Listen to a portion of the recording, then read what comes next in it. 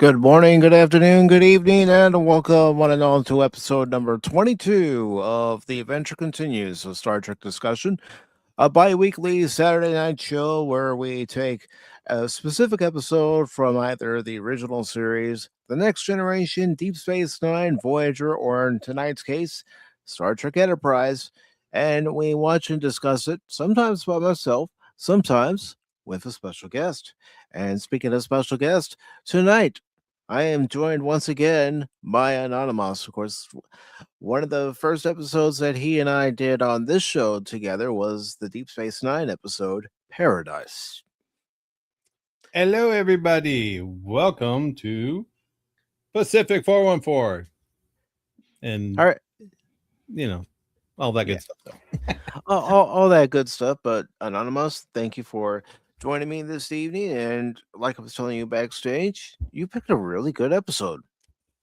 Thank you. I tried. I almost picked another episode, but after it's weird though. I remember these episodes quite. I mean, I've watched Enterprise several times, and most of the time it was before my analytical brain started functioning correctly, so I could see all the stuff that, allegories and all that stuff and what messages they're trying to say and what it's really about. And I watched several episodes of Enterprise trying to find a good one that would be good to talk about. And I came across a few before this, and I thought, it's hard to pick an Enterprise episode because like a lot of them are like 2-parters, 3-parters, and they have this overarching storylines, Especially here in the third season. Yeah, and so it's hard to find one of those standalone shows or that just kind of speaks for itself. Yeah. And I found a couple, and some of them were kind of really heavy-handed with some of the message. It wasn't like, I mean, it kind of was a little woke messaging, but it wasn't done like, I don't know if you remember watching Stigma. Yeah, no, I remember that episode. Yeah, and that was a heavy-handed episode. It was very heavy-handed, and I watched. I was like, "Holy cow! Was this just in your face?"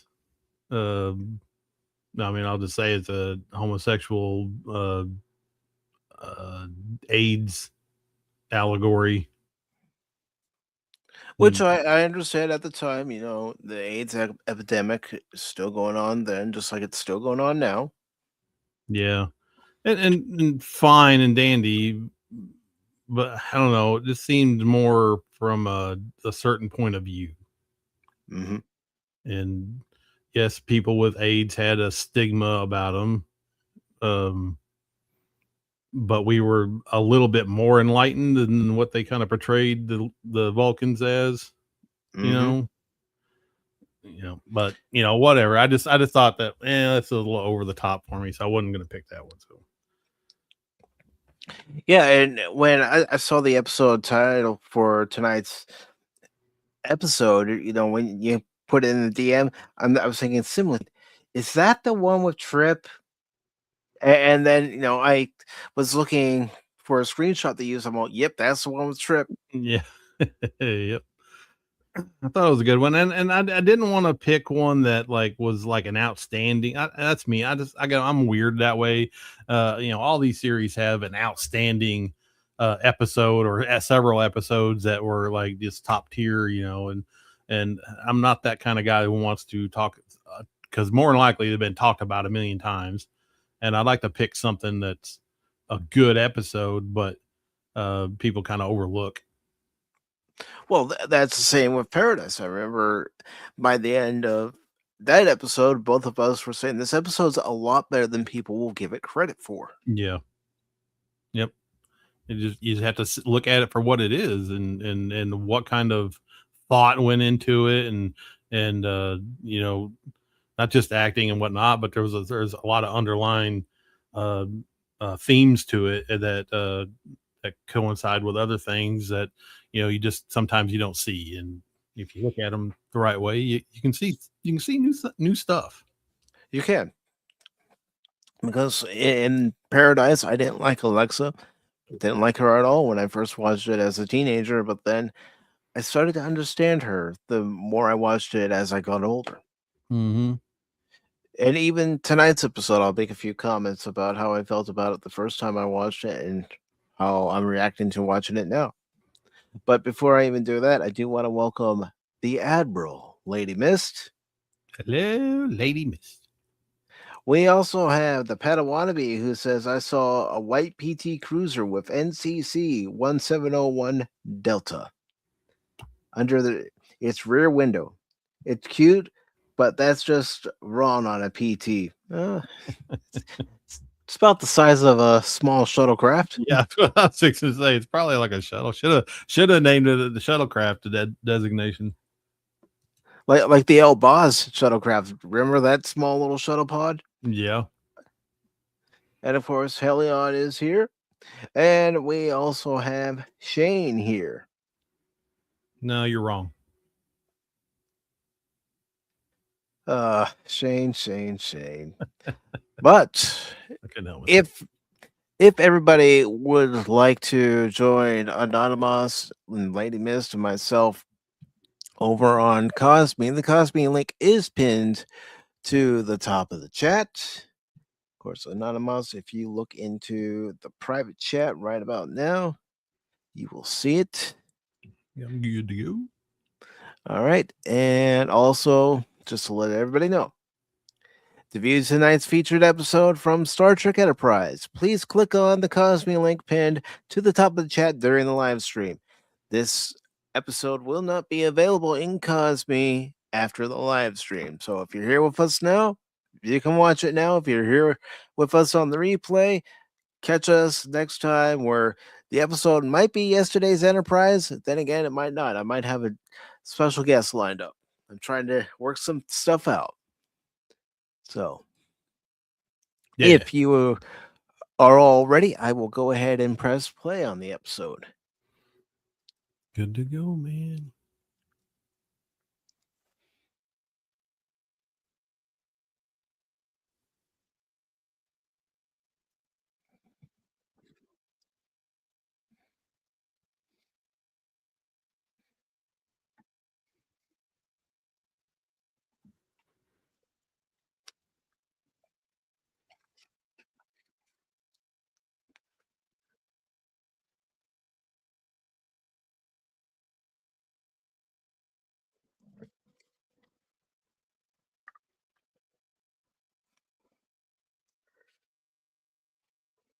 Now, you talk about an opening Anonymous, Yeah.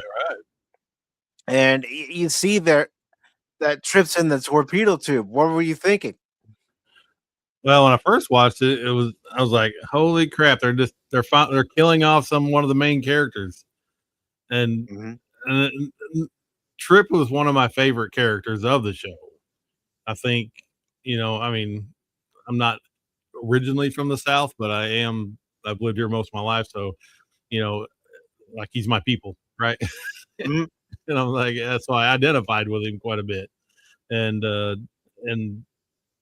was like, nah, surely. I mean, I was in disbelief, so I was like, they can't be killing off something. And the fact that they brought it out the very first of the show, I was like, something's fishy here. Yeah. I mean, when I saw it for the first time, I was thinking, "Oh, so we're losing another main cast member of a series. We lost Tasha Yar, Yeah, we lost Jadzia, we lost Cass. Now we're losing Trip." yeah. I should have asked myself, what did he do in real life? Why did he get fired? Yeah.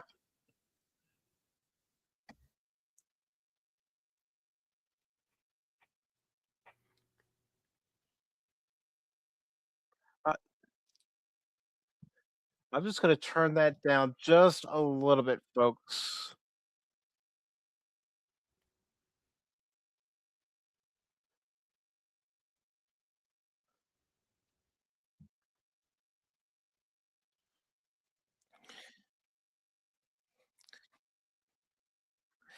Of course, at this time, Trip and T'Pol were in a relationship. No, they were not in this one yet. You sure? Yeah, they were not yet. This is how they built up to it.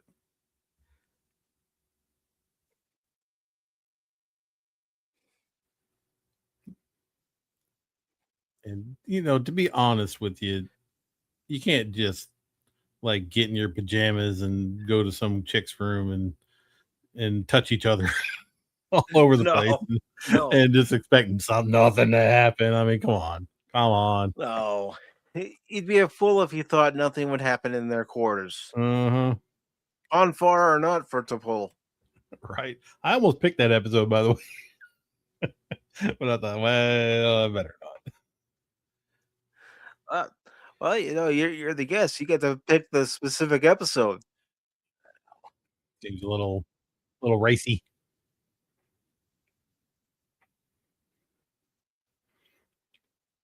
And this episode was directed by LeVar Burton, aka Jordan LaForge. I think isn't it kind of funny and cool? That's kind of cool that all the cast members from series and stuff get to try out their directing and writing chops Hmm. during other like even their own series or another series at a spinoff or something. They give them like leeway and Yeah, I always thought it was cool when you would see in the credits directed by Jonathan Frakes, yeah, directed by LeVar Burton, directed by Patrick Stewart. It's McFadden even directed an episode. yeah. It, very easily the studios can be like, "No, have you ever directed? No, you ain't doing nothing. No, they could be jerks about it." Yeah, they can. But this is like one of those learn on the job kind of things.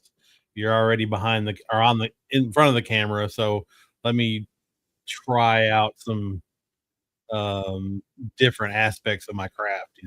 Yeah.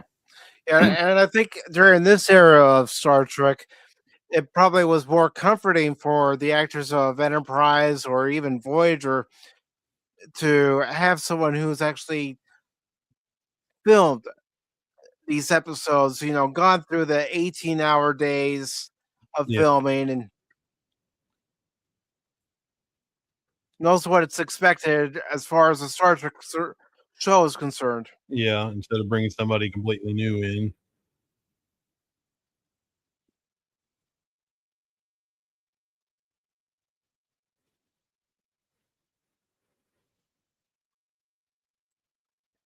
Oh no, Trip's dead. Oh no. Oh no, Oh, he died. He banged his head. Oh no. warp reactor blew.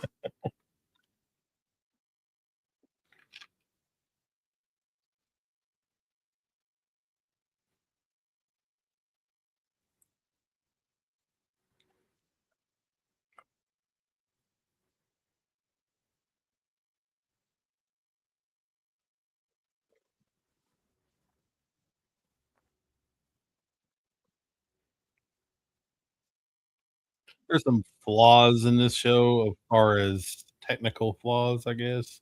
I'll try to point Hmm. those out in there in a little bit, but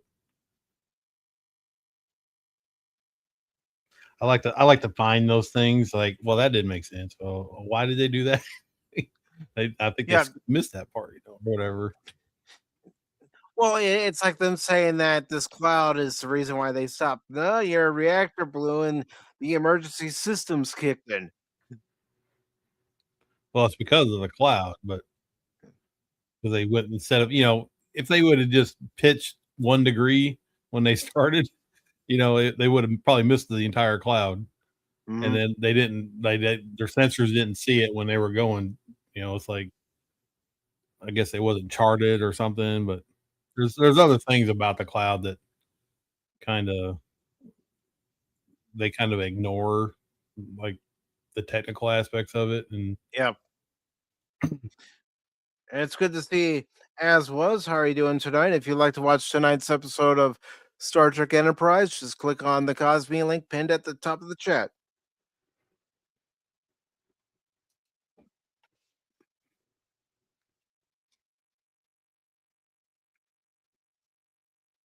menagerie, get it?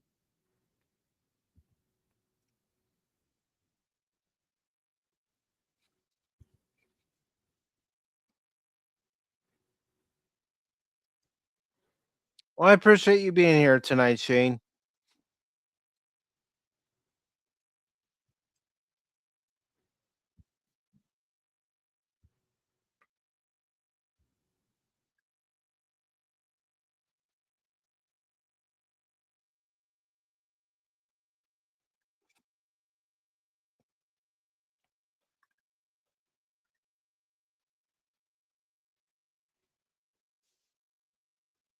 You notice how they put that little phrase in there, nobody knows about it, very guarded secret, just to kind of Hmm. keep continuity, so you never hear about them in the future or whatnot.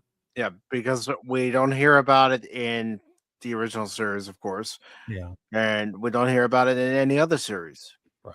Because they have to make up new stuff for a prequel series. They have to kind of navigate Yeah.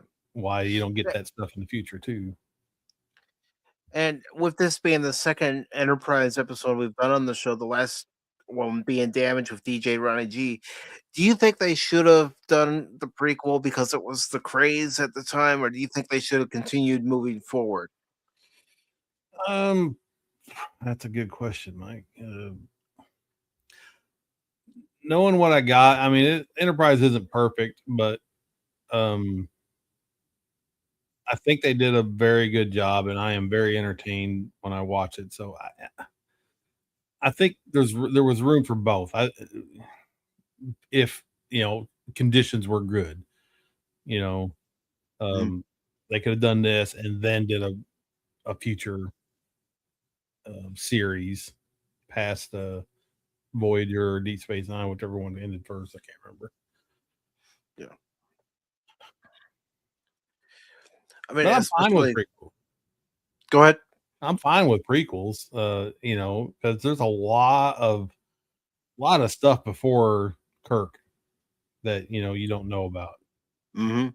I don't want them to do too many. This was fine, just perfectly cool. Yeah. I could say one of the reasons why this was fine as it was because they weren't trying to have the adventures of the original Constitution class Enterprise under Captain April. Yeah, They avoided that era of Star Trek completely, and like you said, we're talking about an era that we really don't know about, the right, pre-Federation era. We've right, only heard things about it, and some stories have dealt with it, but not too many. yeah. It- I think it was a perfect time put to choose to start to tell some stories. Mhm.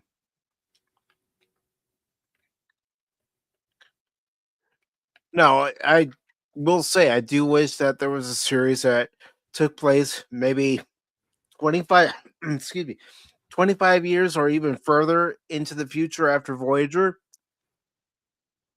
Yeah, and so we can find out what were the true repercussions of the Dominion War and what other species did the Federation encounter during that time that we can expand upon and learn about. yeah. I mean, they had a whole um, Delta Quadrant to explore. Mhm. I know was the Voyager and the Alpha, or what quadrant were they in? They started in the Alpha Quadrant in Deep Space Nine, and then they went to the Delta Quadrant. No, I mean a Voyager. I know they were in a different one. Yeah, Voyager was in the Delta Quadrant. Oh, were they in the Delta Quadrant? Yeah, Voyager was in the Delta Quadrant. Deep Space Nine went to the Gamma Quadrant via the wormhole. Gamma Quadrant. Okay, that's where I got confused there. I knew one of them was in the Delta, but all right, yeah. So, Gamma Quadrant, they had a whole bunch of. I think the Delta Quadrant was so far away.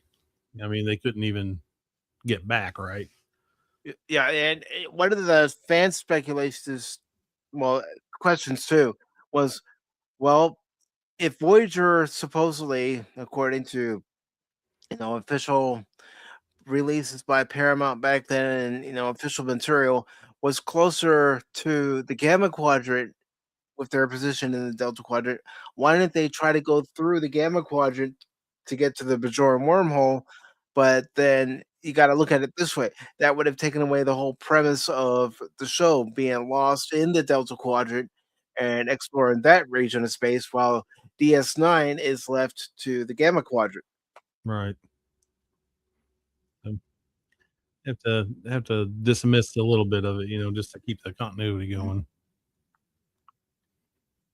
I mean, I think if they were to do another series of Anonymous, let's explore Romulan space. Let's explore Klingon space and encounter species we don't even know about. The Right. Klingons and Romulans may know about them, but the Federation doesn't. Especially Romulan space. When I mean past the neutral zone, Mhm, you haven't got very far over there. So yeah, there's could be lots of stuff over there. mhm.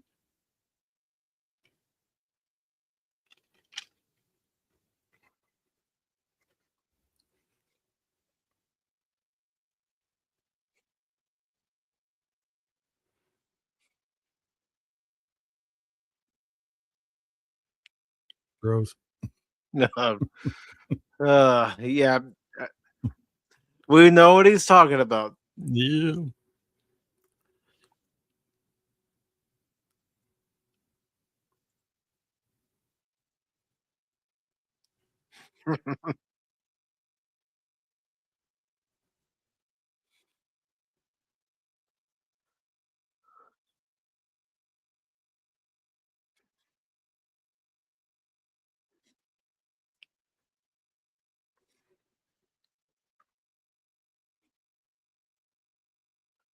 Hey, look at that. Needle nose pliers on a starship. Mhm. It doesn't have a light on it. It's awesome.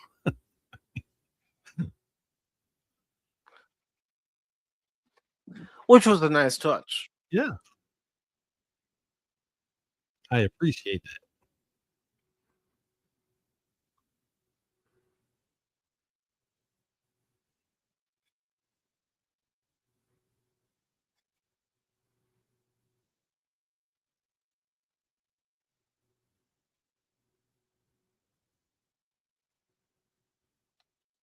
Anybody ever? I mean, do you feel that the actor that plays Phlox is like a really good actor? I think he is. I think if he's given the right material, that we'll see him, show his true acting ability. Mm-hmm. But I do think that there were episodes here on Enterprise where his acting a little ability was a little meh, so to Mm. speak. Yeah, everybody has bad or an off days, I guess, but I don't know. He he he he sells Phlox to me. You Mhm, know, he he created the character, I guess. It's his own thing, and I don't know, just he's very believable. yeah. And I haven't seen him in a lot of stuff. Only like one episode of Stargate, and he played the nerd, scientist guy, pretty good. Mhm. One of the funny episodes, but And he was also in an episode of The Orville too, along with Robert Picardo. yeah, it's been a while since I've seen that, so I forgot.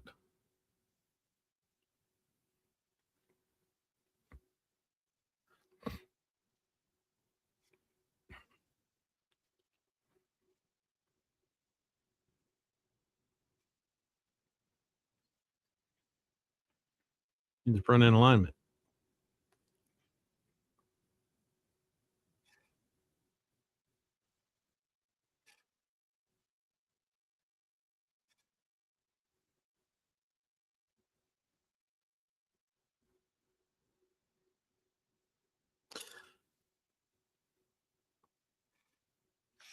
Imagine if we had gotten that next evolution of the space shuttle. Yeah.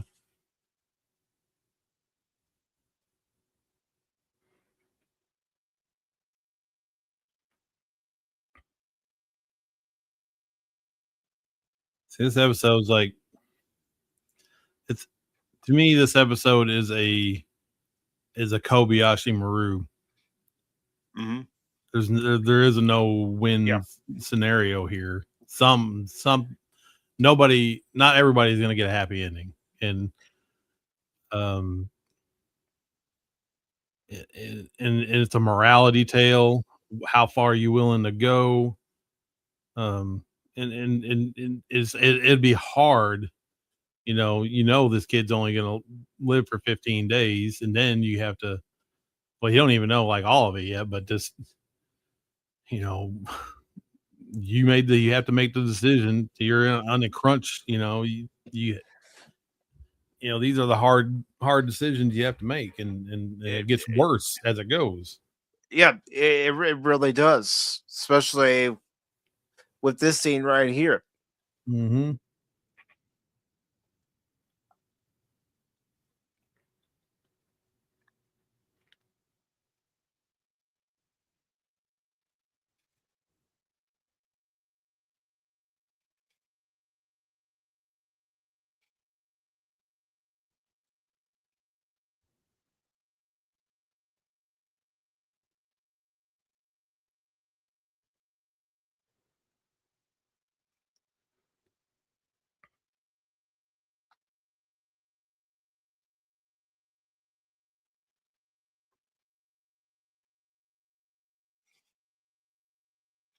You got to give this kid credit too.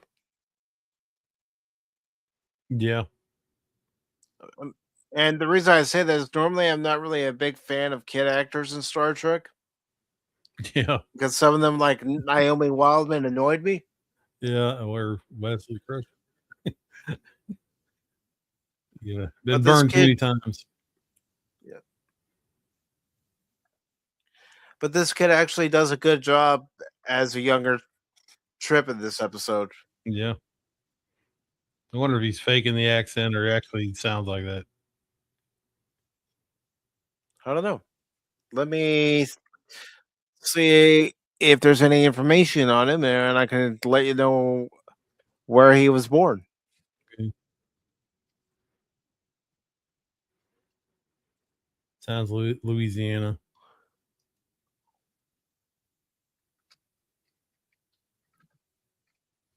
Mississippi or something, somewhere in that area.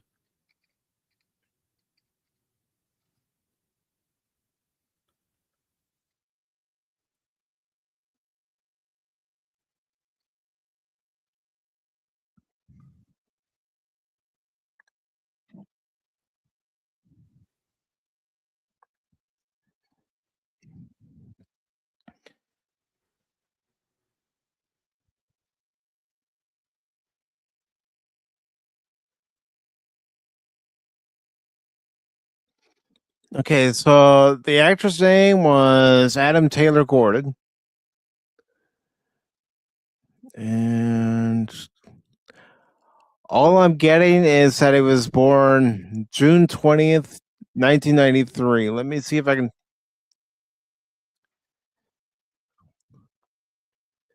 because he's still acting.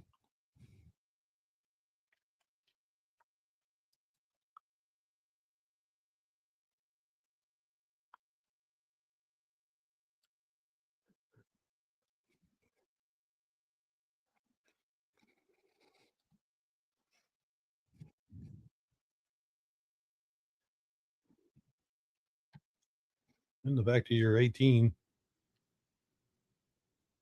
he looks familiar too. I've seen him before.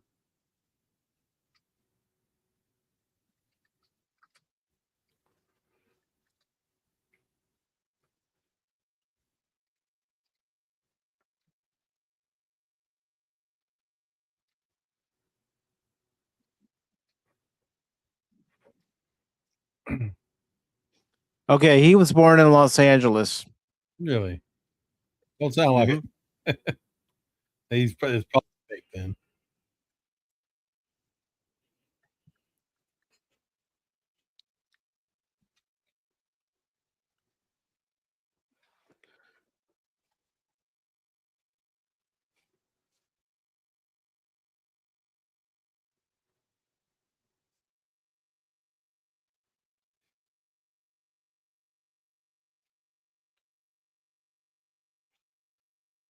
That window should not have stuff over it. Nope. The window's not magnetic or not metallic. So it should like They a should still be able to see out of that window. yeah, 'cause it shouldn't stick to it. So that's those little things I miss, people miss when they're making.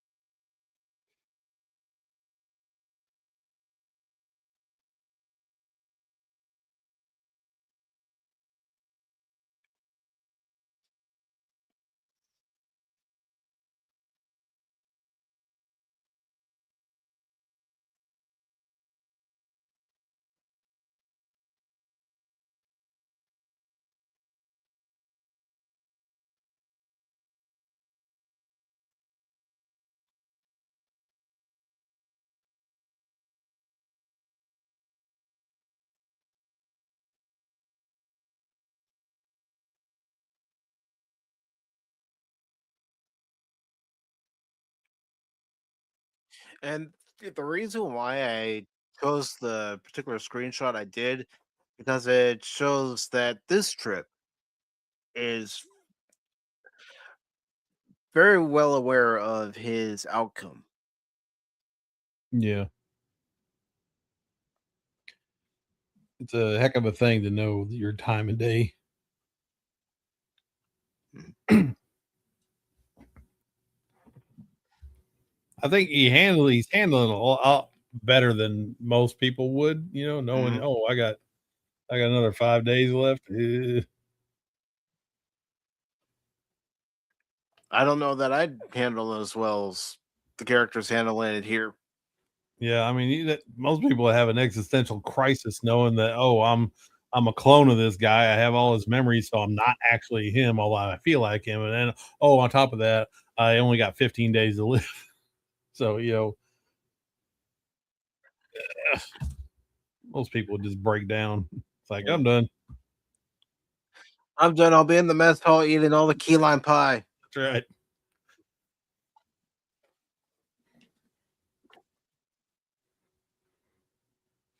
Now, what did you think of Jolene Blaylock as T'Pol? Oh, she did a great job. I think she makes a really good Vulcan. And the fact that they put her in like skin tight outfits every time, it's just perfect. Well, I know she said shortly after the show started, her inspiration was Leonard Nimoy, which is understandable. Yeah. And yeah, who wouldn't want to model themselves after like the quintessential Vulcan? Mhm. That's your mold, that's your guidebook. Well, just like every other Klingon after Michael Dorn, at least as far as this era of Star Trek was concerned, modeled themselves after Michael Dorn. Yeah, they Mm, brought their own flair to it, but yeah. it was Michael Dorn who had the blueprint. You always look to the ones that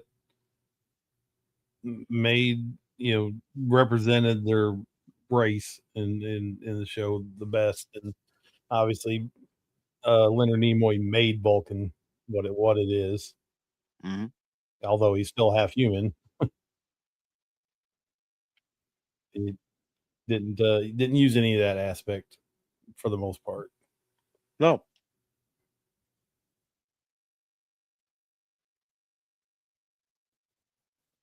How did they get the phase cannons out? Yeah, I was gonna say they wouldn't be able to get the phase cannons out with all that crap on the hull. Uh-huh. Like, these are the things you have to overlook. It's like, forget it. It's just a TV show. Just watch. They won't remember. Only the nerds are gonna dissect this thing. Everybody else watching is gonna be like, "Oh, this is so good," which it is. It's good. It's just Yeah, you see no, it's these little better than things. what we're getting now. Oh crap! Yeah. Oh my gosh! I'd take this. I'd take 4 more episodes, 4 more series just like this over what we're getting now. Hmm. I would love to get a season 5 of Enterprise. Yeah, I'd like a season 5 of Enterprise, plus a redo of the last episode of season. Yeah, that episode doesn't exist. Yeah,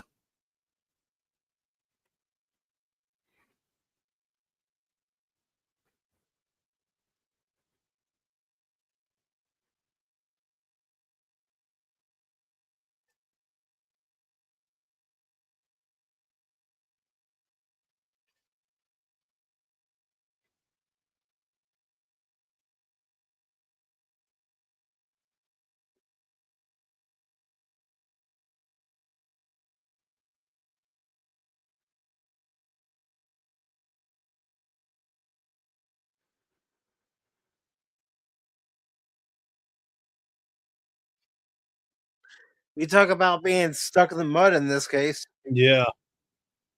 You ever tried pulling something out of the mud? This is it.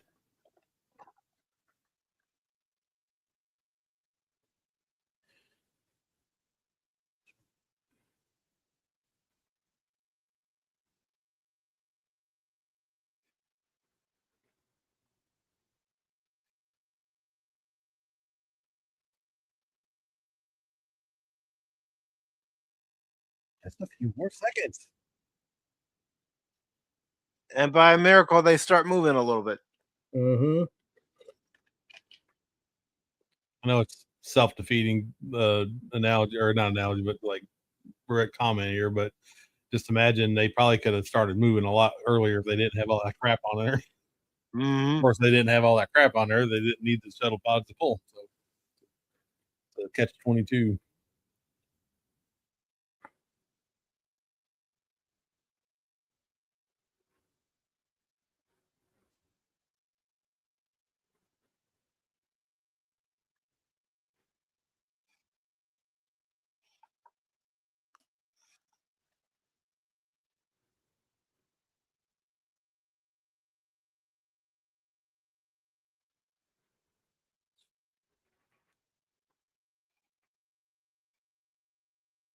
Here's where it gets worse. Hmm.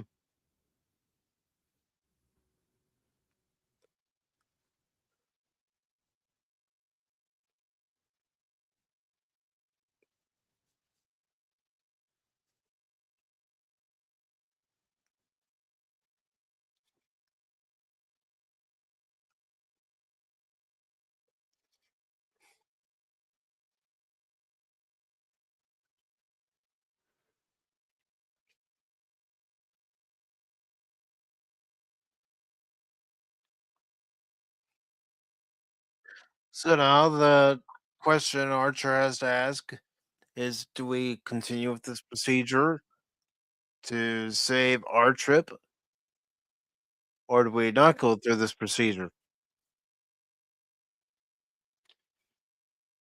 They really have no choice, that's the thing, it's a Hmm. no-win scenario. It's just the morality issue just keeps getting darker.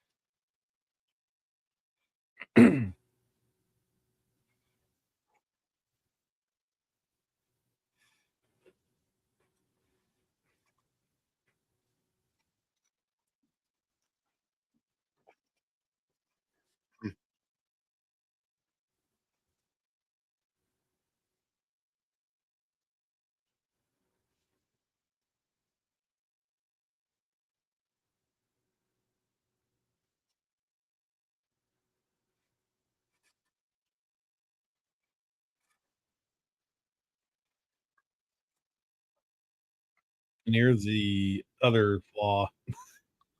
Hmm. These things are magnetic, and they just start peeling off. They're not magnetic because they're in the field. It's just particles that are in the field, part of the field, and they just start Exactly. peeling They off. should still be on the whole of the Enterprise as it's leaving the cloud. Uh huh.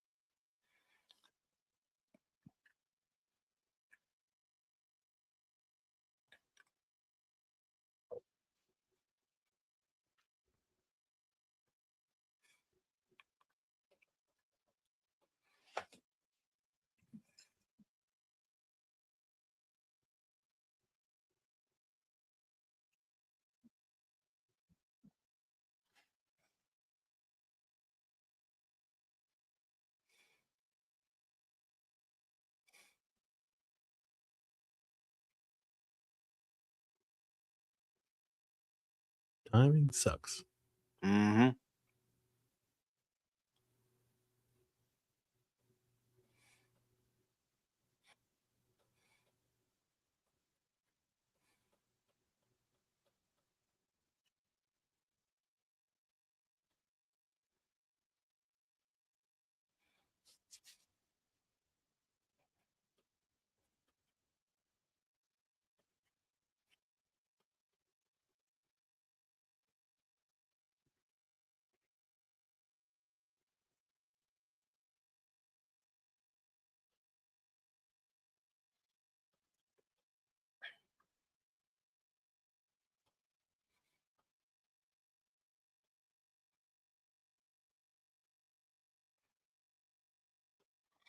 Archer's still gonna have a guilty conscience no matter what.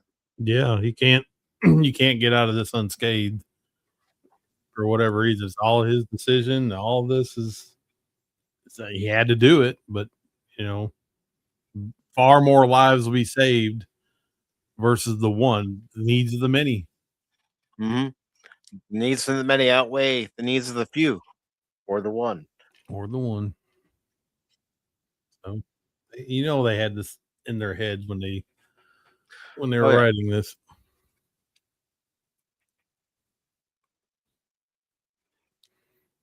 this is a perfect Star Trek story. Yeah,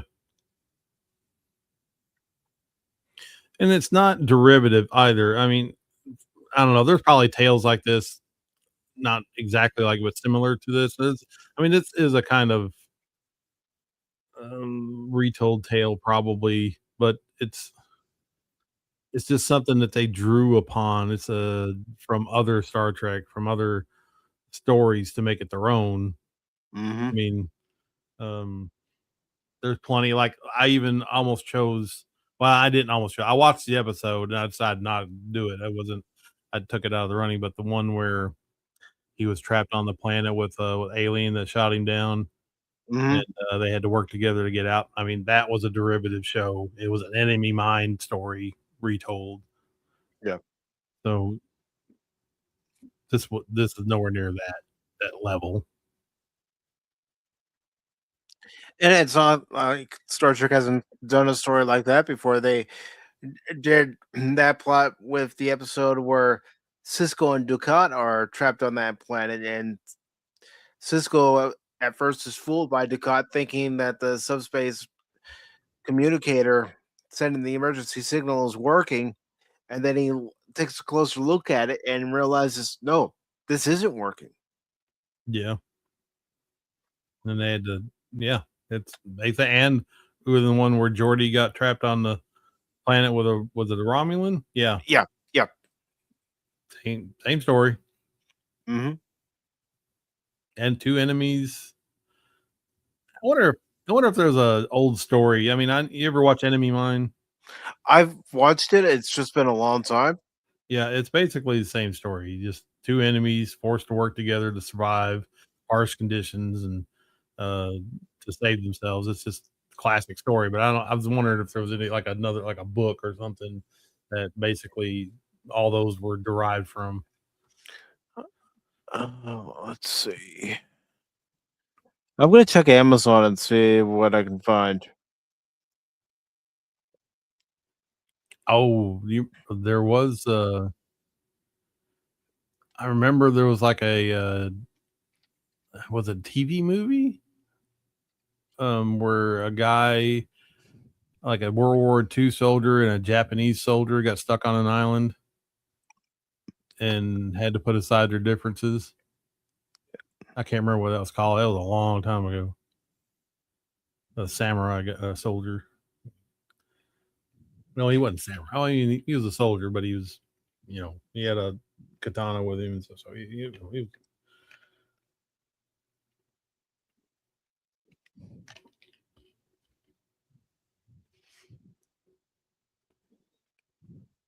Not seeing anything yet on Amazon.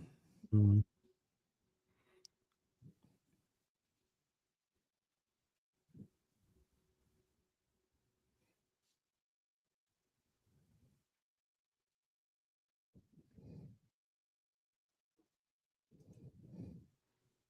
Oh, hello. Mm-hmm. This is her. I want to express my feelings about Trip, but I can't do it to him. But I know this one's not going to tell on me. Yep. kind of situation. It's like, well, that's kind of messed up. So Trip's clone He gets gets the some nookie. action, but Yeah, Trip doesn't get the action. he's got to go on blissfully unaware for the next probably like whole season. I don't remember which episode they start getting together, but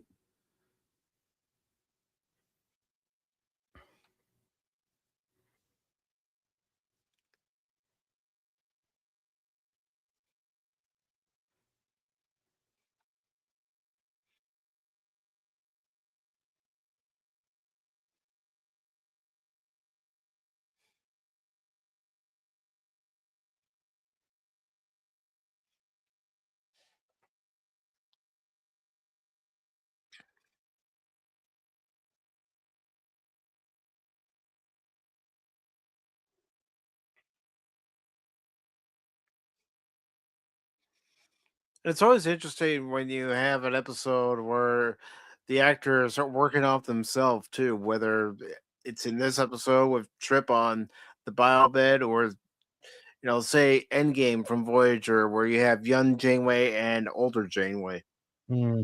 yeah. As an actor, I think it's probably Yeah. a little bit challenging Hmm. aspect of the role.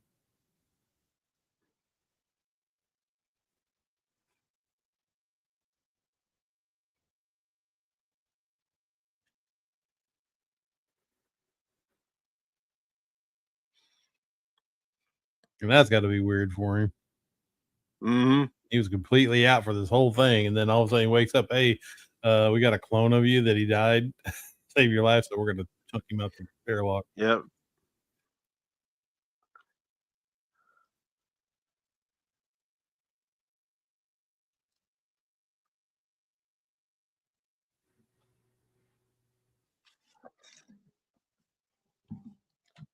So that's a weird thing too. Is it's like we didn't get any of his perspective No, about it. we. I think we should have gotten Trip's perspective about Yeah, everything that went down. how do I deal with this? What I'm just waking up to this. How do I process?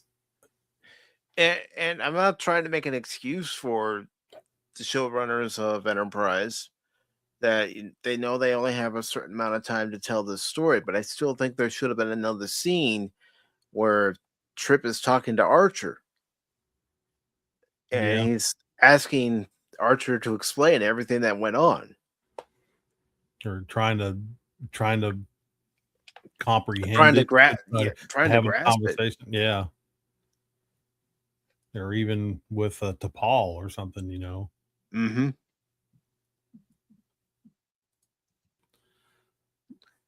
You're welcome, Lady Mist. Yeah. Live long and prosper. But yeah, like I said, there's lots of good episodes. But it's hard to pick one because man, there's like several 3-parters. I was going through like the last season, or the last season or the third season. It might have been this one. And I was like, whoa, hey, yeah, I remember that. Oh no, that's 1, 2, 3. No, crap. Lady Mist is asking for another episode. Maybe I should have picked the 2-parter. Well, I'll tell you what. I'll tell you what. If you want to select another episode, if you got the time, of course, we can watch another episode. We'll call this a bonus episode. What time is it? I left my glasses at work now. I can't see nothing. 6 o'clock. Yeah, if you want to, we can do another one. All right. Which episode for which series? Oh my gosh, that's gonna take me 15 minutes just to go through my list and let's see.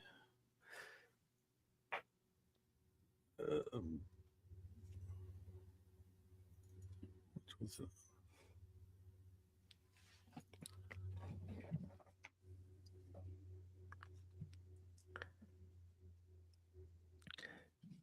What have I done? I've done a Deep Space. Yeah, I did a Deep Space thing. Well, if you want to go to Picard? No, I'm just I'll shove you out the airlock. Hey Mike, where's my stuff? Out there. TNG's on a different drive.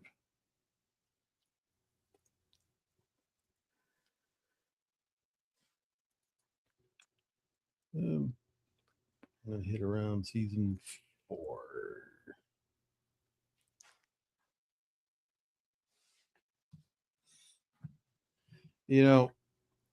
As much as I love Star Trek and sci-fi and stuff, but I look at the names of the episodes and I most of the time I can't remember what they are. I have to look at the synopsis. I have to read the synopsis anymore, or I have to see a still from an episode and go, oh yeah. Yeah. At least the still that'll jog my memory.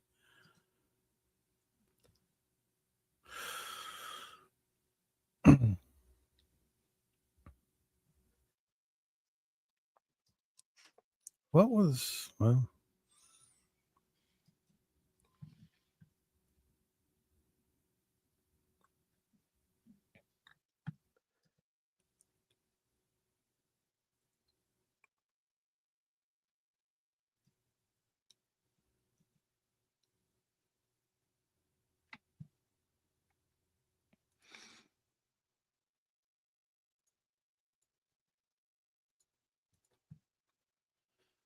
What episode do you think you might be thinking of? I could probably help you out. That was that was an interesting episode. I don't know if it's Half a Life, or I was thinking also the one where the cadets, or I don't know if they were cadets, the lower decks people. Oh yeah. I think that's a season 6 episode. And the girl had to be go on a mission. I think that episode was called Lower Decks. Let me look. I'm looking through season 6 right now. Oh, no, ship in the bottle. Not Birthright, obviously. And I may even be thinking the wrong season. That could have been season 7. Let me check season 7.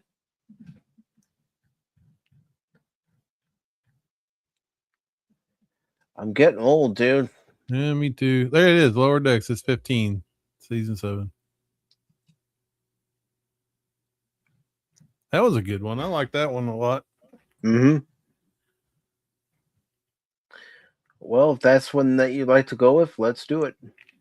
Let's do that one. All right. That one kind of it was it's like, oh man, they're willing just to kill somebody off. I mean, they were already on there before, and she's part of the lower end of the crew, but and these kids were all friends and stuff. It's like a mini Enterprise crew, and then they got caught up in this stuff, and that was pretty crazy at the time. Yep. So, ladies and gentlemen, a bonus episode. This time from Star Trek The Next Generation, Season 7, Episode 15, The Real Lower Decks, not that animated slop. Yeah, the better Lower Decks. So, let me capture it. And I'm going to go ahead and press play.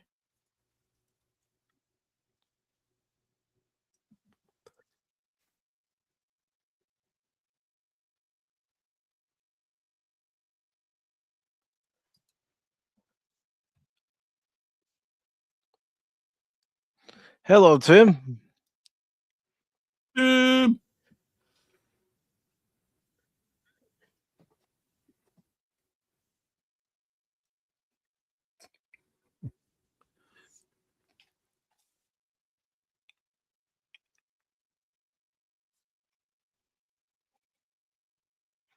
Deanna's with Will. Don't worry.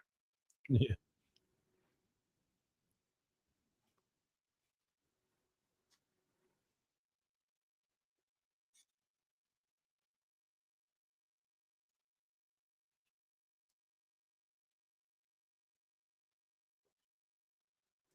And of course, that actor is Jerry Taylor's son. Who? The actor playing the Vulcan, Yeah. Turlik, because he played the character's brother on Voyager. Ah.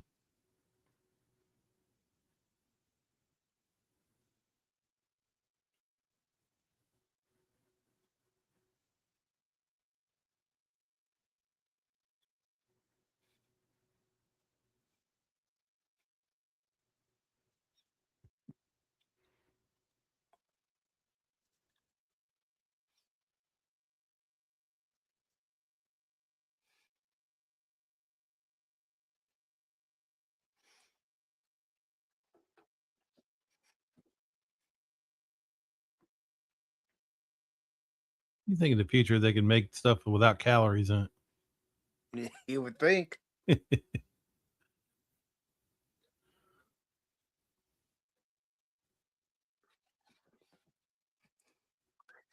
Lord Thoth, how are you doing? If you'd like to watch this bonus episode for tonight's Adventure Continues to Star Trek discussion, we are watching Lower Decks from Next Generation Season 7, Episode 15.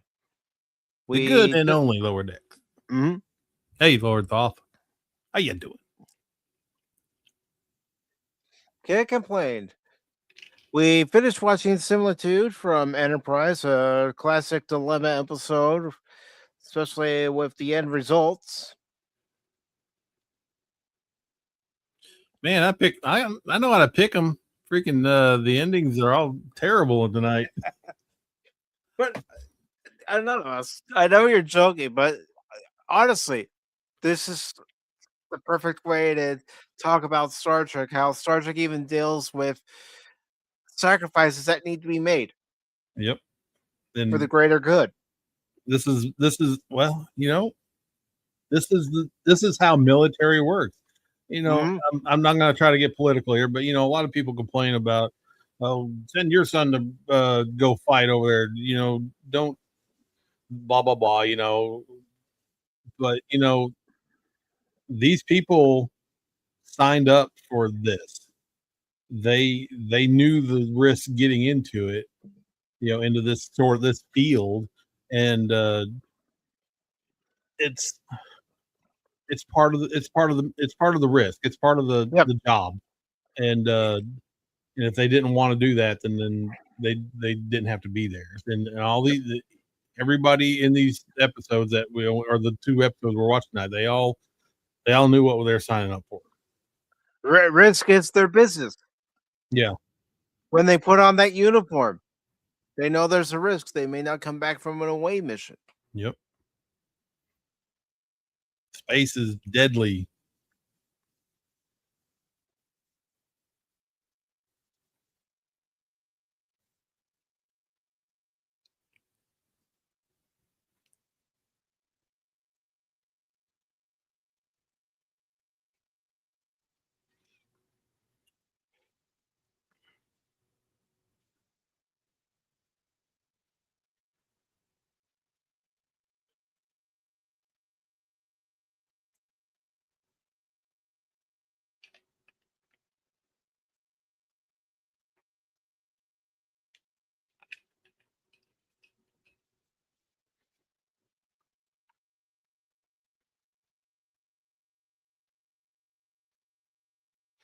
So you learn something about Federation targeting systems. Mhm.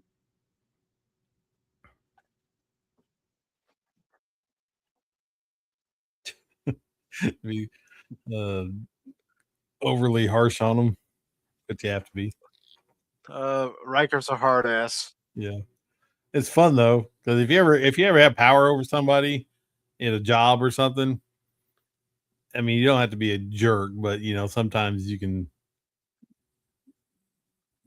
light a fire under them a little bit if you have to. Sometimes you have to, Yep. but I had to as a supervisor, and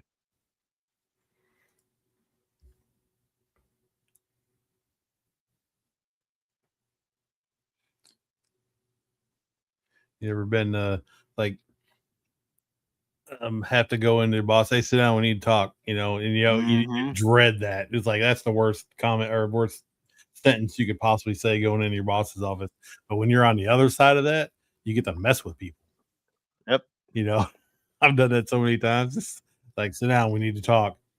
I mean, You want to I've go out had to lunch today, or do you want to, just I mess with them? I've had to go up to my supervisor and say, "We need to talk about so and so."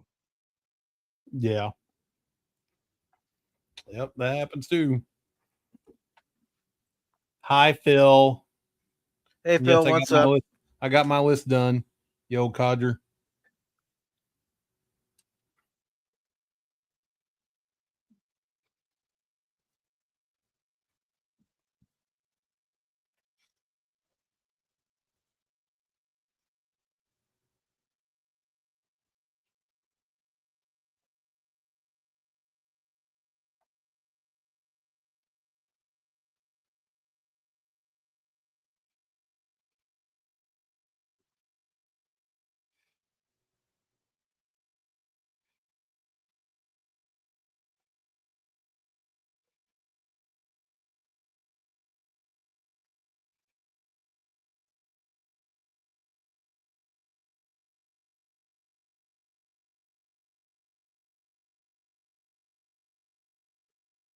Eager.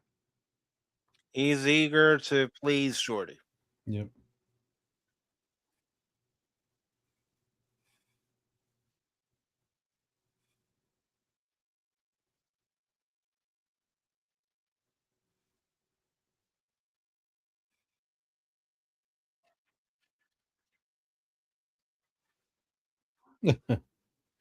Okay.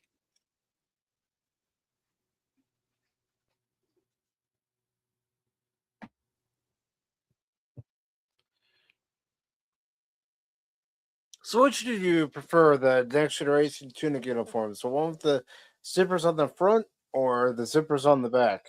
Back. I I never liked the jumpsuit sort of thing. I like the two piece. Yeah.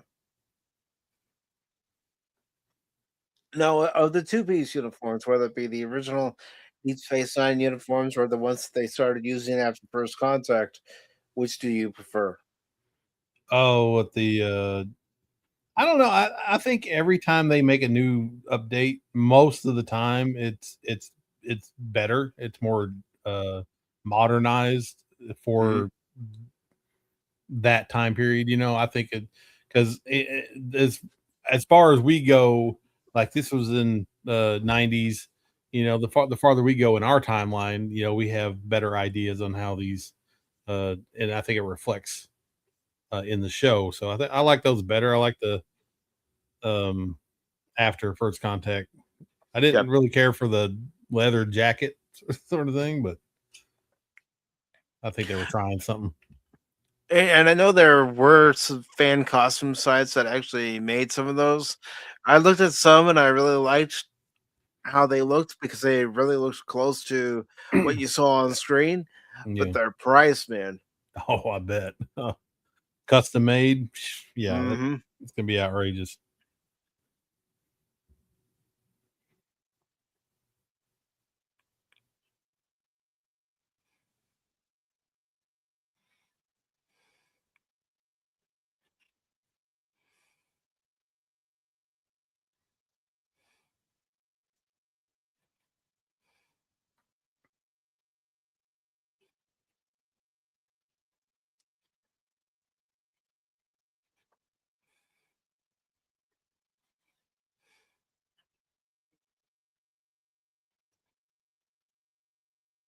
Insecurities, women. It shows that even in the 24th century, some people are still insecure. Uh-huh.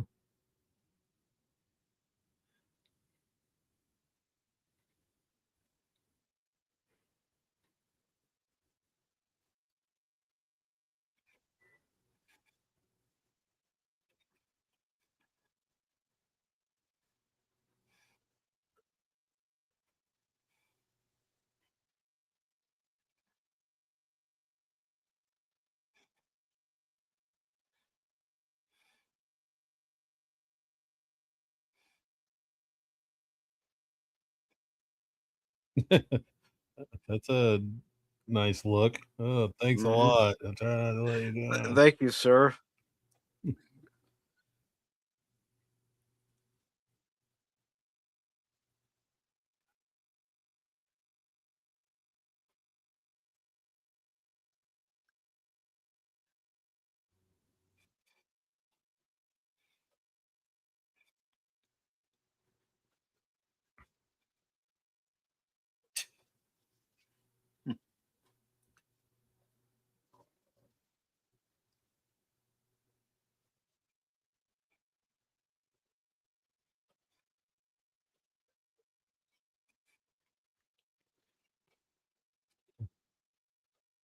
Should give him a reason not to like you.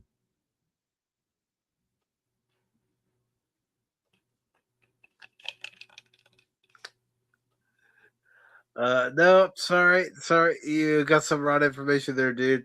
I would not go up to a Riker with that information. No.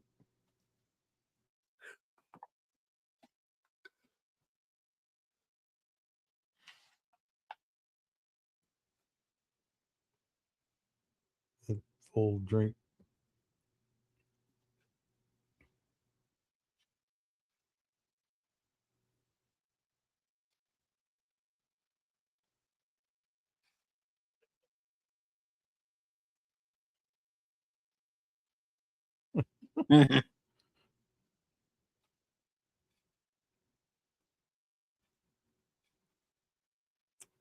Wah, wah, wah.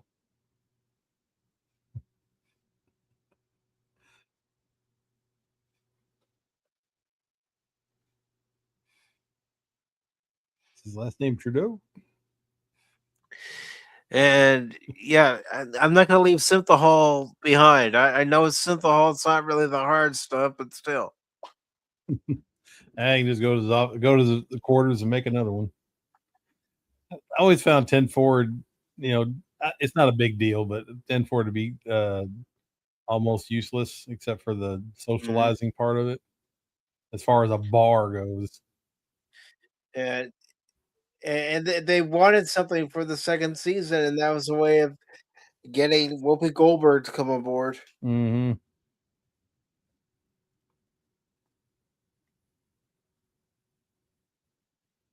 Yeah, I understand. It's good. It's a good idea for socialization, so people can get together and pick up chicks and whatnot. But but when you're and you know and they do every once in a while have stuff that you can't replicate. Contraband, if you will. Mhm.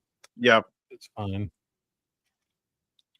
But I think they should have gone for the approach that Voyager had. Just have a mess hall Yeah. where everybody meets together, eats their meals, and then goes. Well, I agree with that to a point, but and it might work on. I don't know the complement of the full complement of Voyager, but I know uh, they would have to have a lot of mess halls in on Enterprise. Yeah. Lots of people.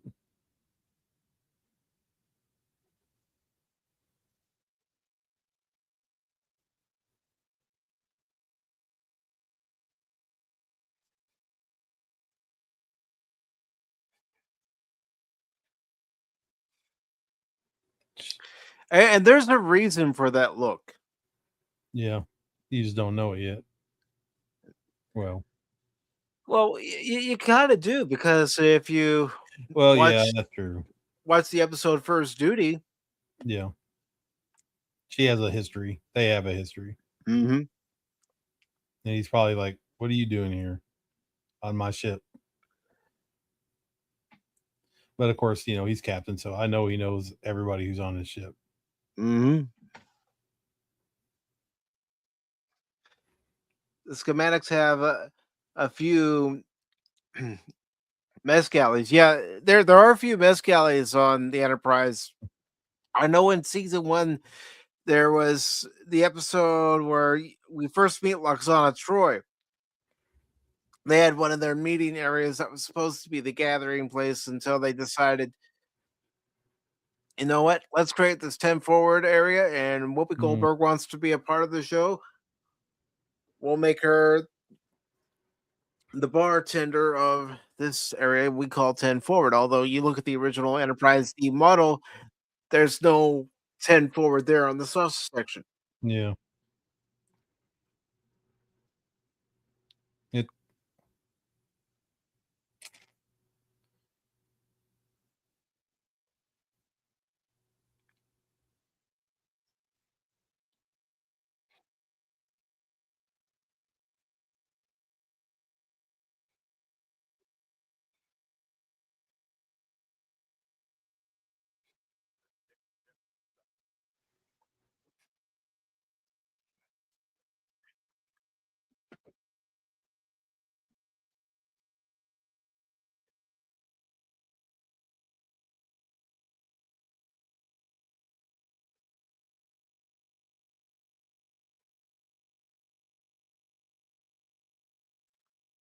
And if you remember in First Duty, Picard chewed out Wesley Yeah, as well he should have.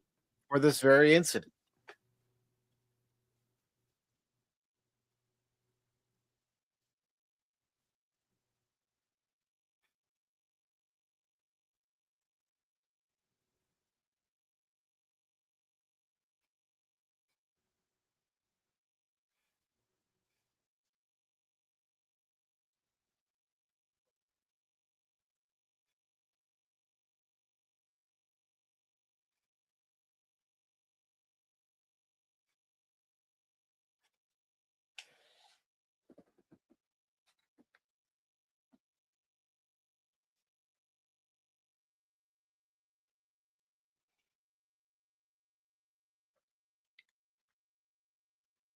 Harsh, man.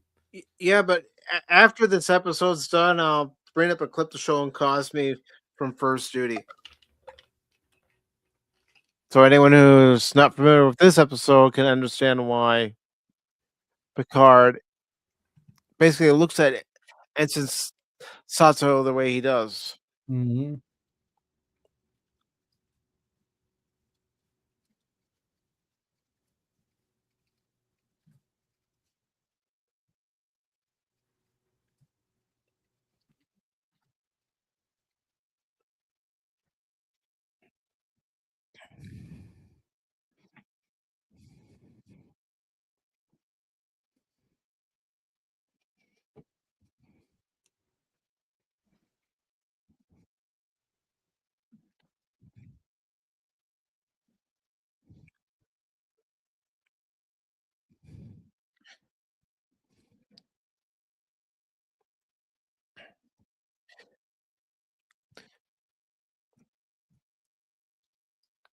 How's Cosme been working for everybody tonight? Actually, it's doing pretty good. I haven't had any stutters or slowdowns or nothing.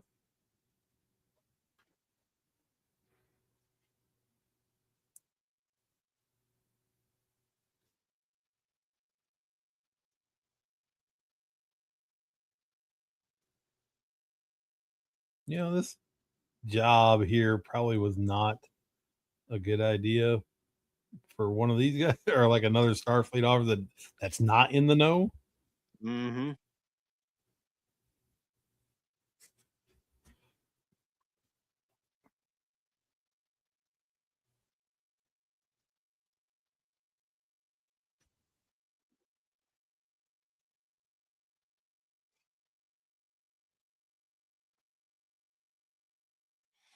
And everybody on the Enterprise is required to play poker.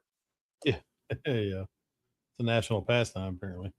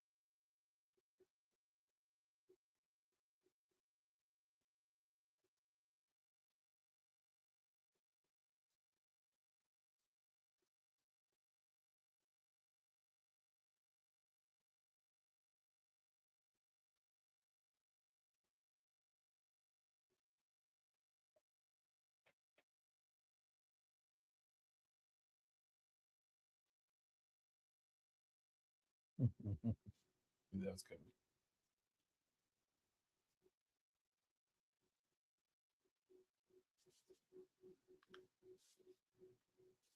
But I do like the fact that you're seeing the poker game of the senior staff intertwined with the poker game of the lower decks. Yeah. It's like they're not so different.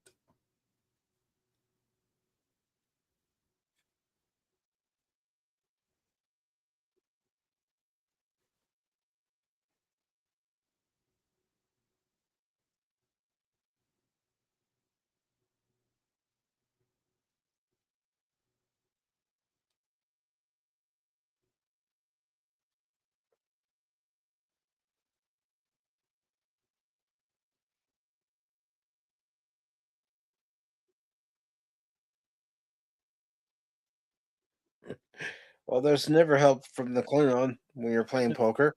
You're-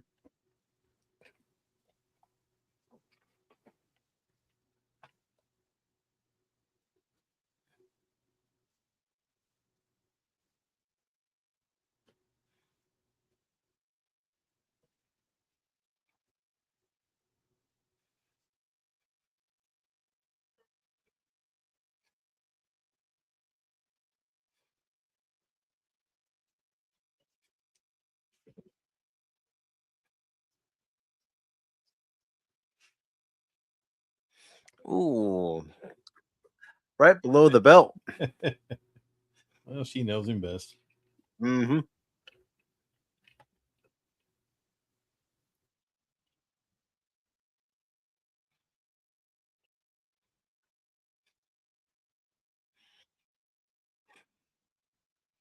The Riker maneuver.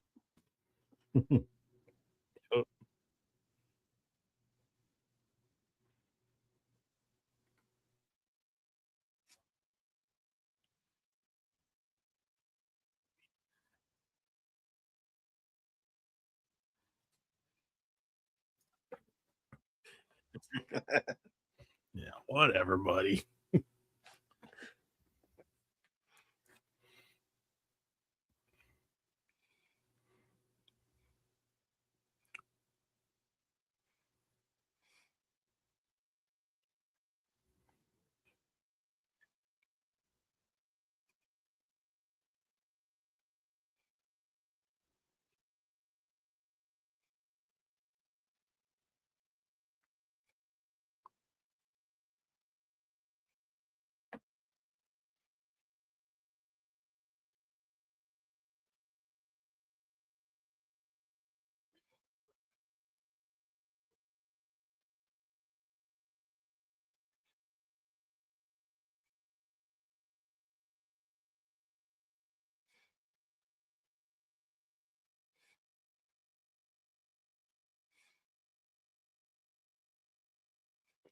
That's an unusual reaction from a Vulcan.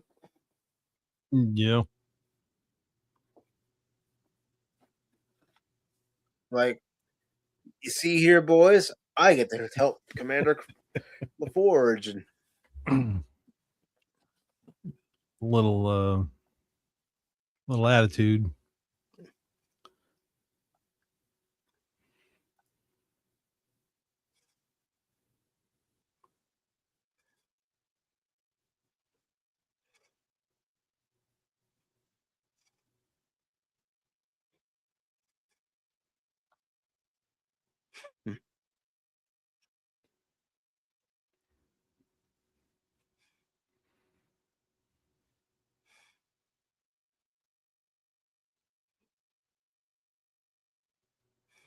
Yeah, there. So it's into poker. You wonder if they think, I wish we really had money, real money. See what it was yeah, like. considering at this point, Star Trek has no money, at Yeah, least on Earth. grabbing some gold press platinum, gamble with that. Mm-hmm. Especially when you go to any Ferengi run establishment. Yep.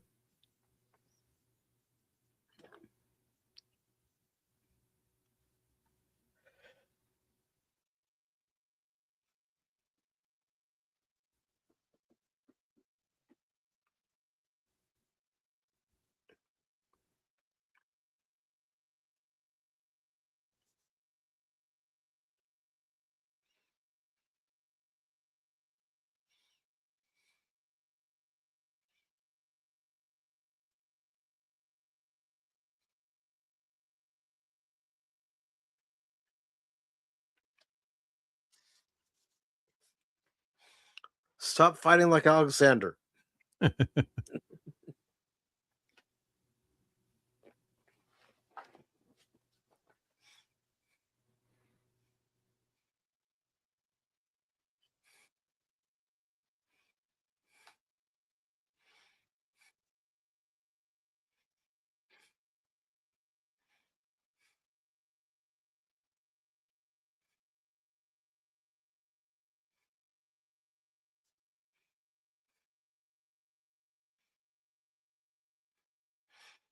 She needs to use her senses, her ears. She's not trained to do that. So, did you get a lot of training with the blindfold? No. Well,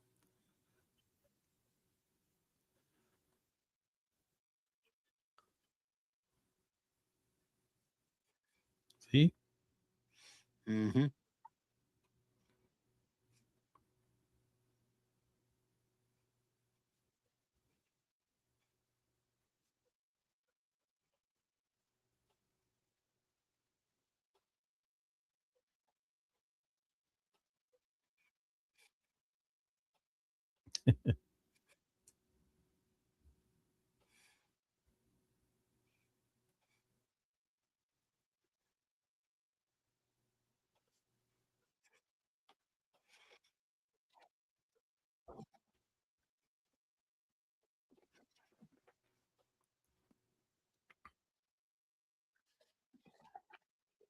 Lesson learned.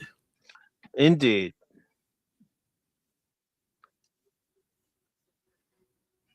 DJ Turtle.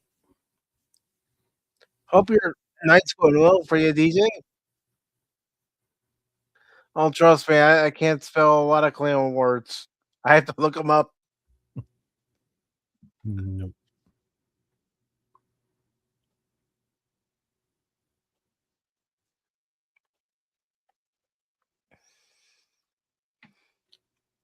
See what you got.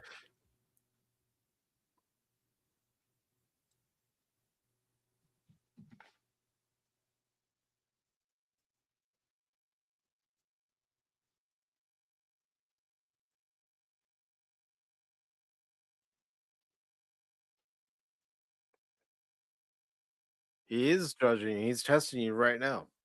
Hmm.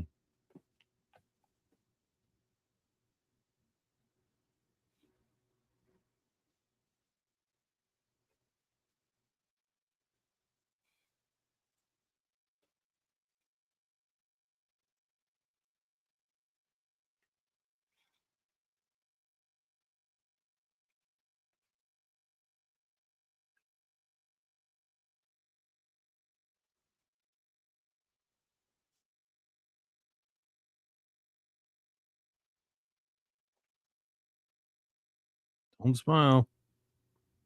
Ain't gonna be pretty.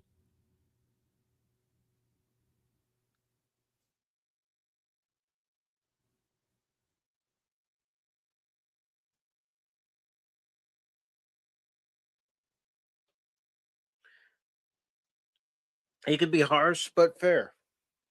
Mm-hmm. He believes everybody needs a second chance and deserves that second chance.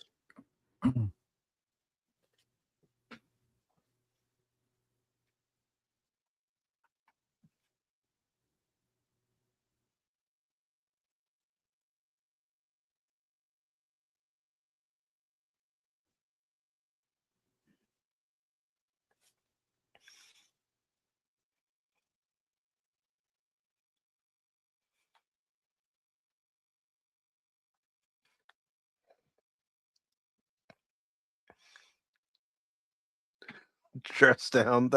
That's Riker's job.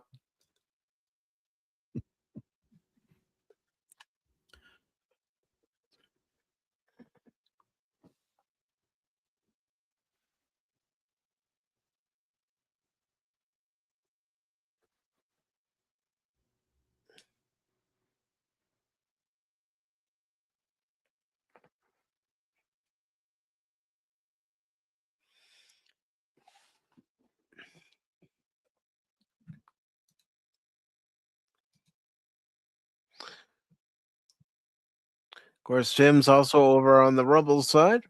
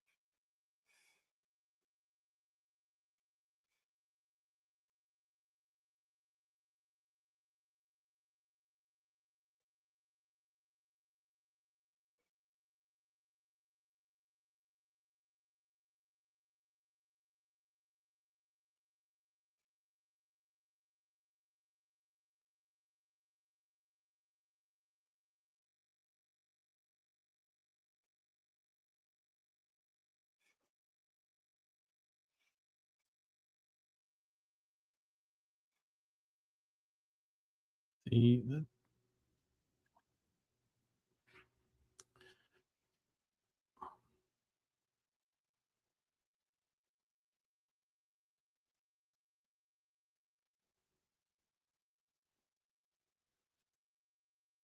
yeah, but you know, she's Eh, eager to please and yeah, too eager. yeah, and trying to prove herself. It's a very weird position to put her in.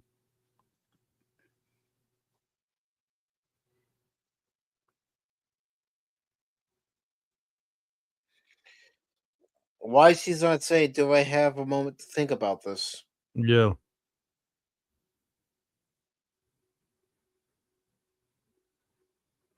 Well, it's the only Bajoran we have on the ship, Mm-hmm. apparently. Laren doesn't come in till later, I guess. Yeah, she makes one final appearance here in season 7.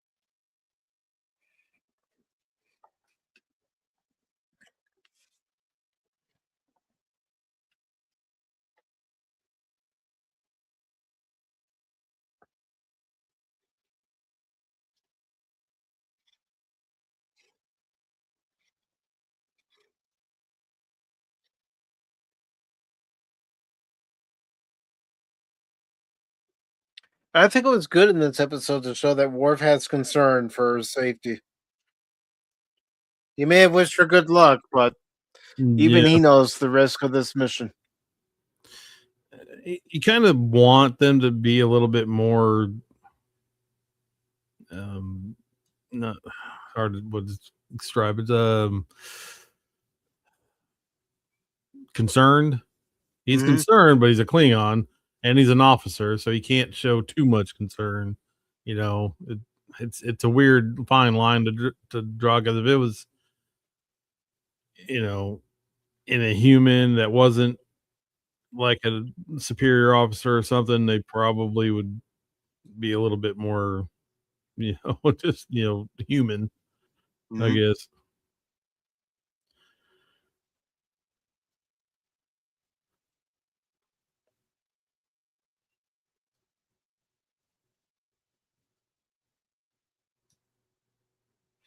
Of course, DJ's talking about why Ensigncito was so eager to volunteer.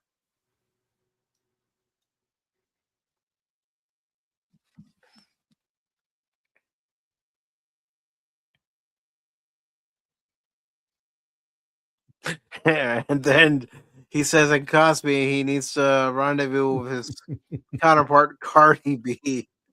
His code name Cartier.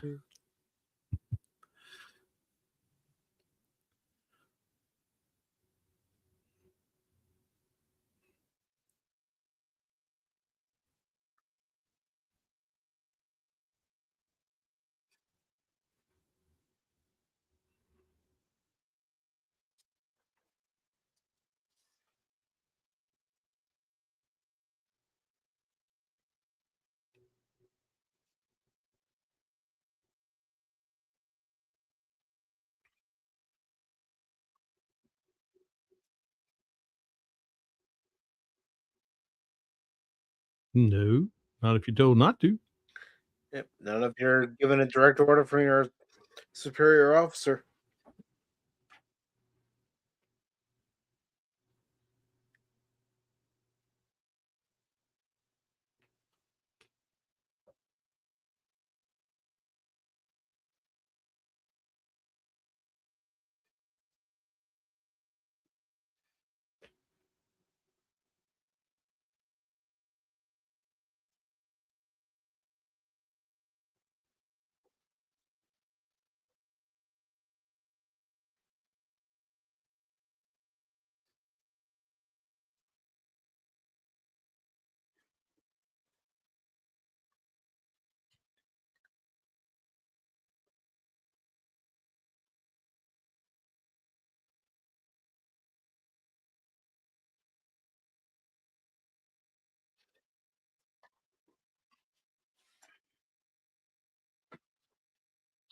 So, what is it about this episode that you like, Anonymous?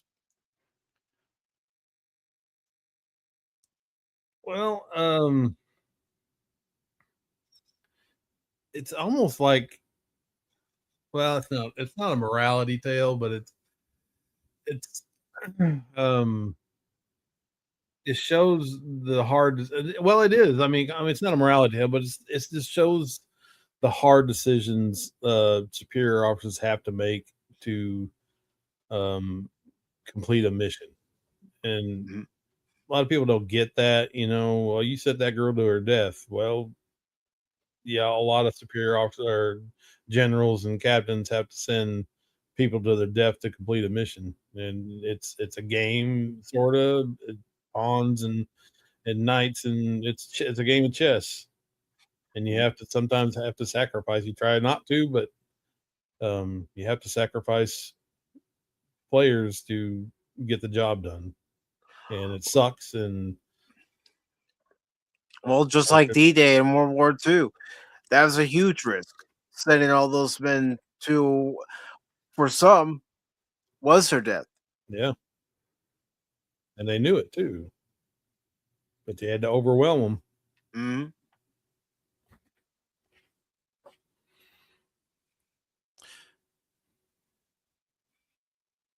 And then it's one of those things where they make you like these characters throughout the episode. You Mhm. get to know them, you get to root for them. You want them to do good, and you know, and then you have to lose one.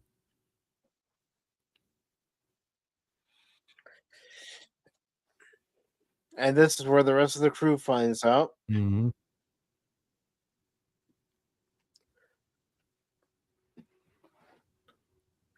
But it's good that they actually show this in Star Trek. I mean, even the original series wasn't afraid to shy away from things. Yeah,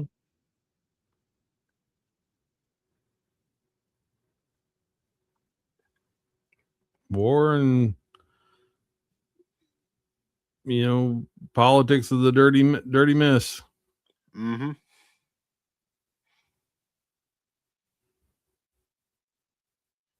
just on a grander scale.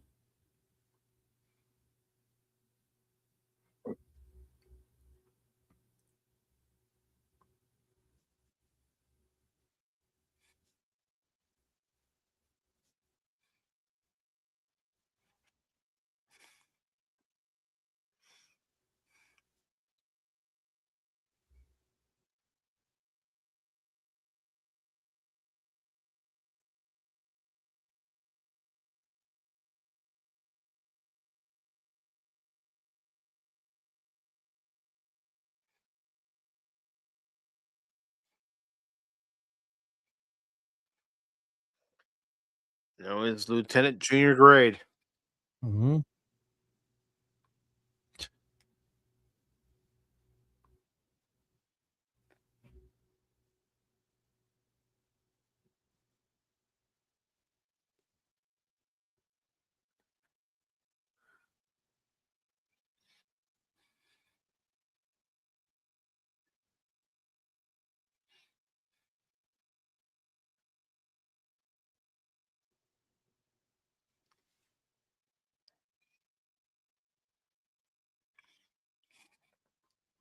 Sam's lucky that Worf didn't headbutt him. How dare you tell me to move?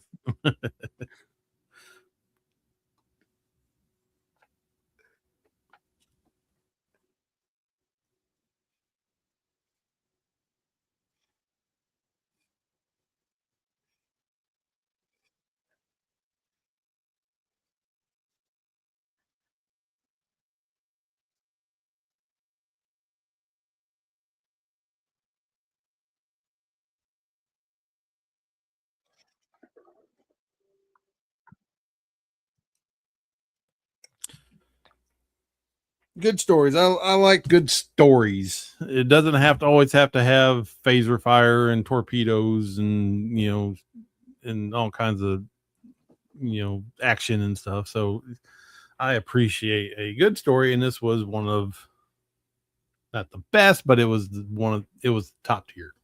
Okay. Yeah, it's still a good story that shows that even those in the lower decks of the Enterprise, the ensigns of Starfleet have to go on risky missions that, like we saw in this episode, you may not come back from. With the previous episode, Similitude, the clone of Trip, realizing that he's making the ultimate sacrifice to save the real Trip. Yep. Um.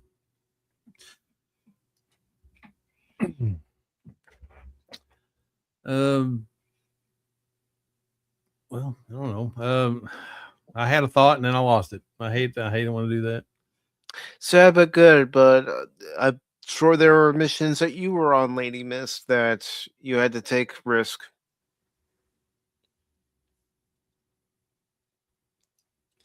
Yeah, I know how to pick them, right, Lady Mist? I'm just bumming everybody out tonight.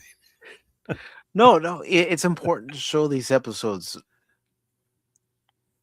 Well, these are the episodes that everybody watches and they like them, but they pass them by for the outstanding ones. The ones that have name recognition, like Redemption, Way of the Warrior from DS9, Drumhead, all that stuff, and great episodes. I ain't top tier, but there's more to Star Trek than those episodes that resonate with people. I mean, I know. I mean, I can't relate to this kind of scenario, but it still resonates you on a human level. Redemption, second chances, sacrifice. That's all higher level of being a human, or trying to be better than what you are, and it's aspiring. It really is. And episodes like this, episodes like AR-558, excuse me, 558 from Deep Space Nine, where it shows those Starfleet officers that were down on that planet constantly battling the Jem'Hadar. Yeah. And the stresses of war. Yep. On the front lines, in the trenches. No relief in sight. Yep. How are we going to survive the night? It's like, the Battle of Helm's Deep. It's basically what it was. I know one movie I want to show this year is Born on the 4th of July. Yeah. And the reason why I'm going to show it is because of what Tom Cruise's character has to go through. And I know it's based on a real story, but, the post-war trauma. Yeah. And it's good to see Cash. Cash Monet. That's right. That's right, Cash. You came as we watched a bonus episode tonight. That's right. You get an anonymous, you get a bonus. Like that. We watched Similitude, and then we watched Lower Decks. No, we didn't watch that animated slop. We watched the episode Lower Decks from Next Generation.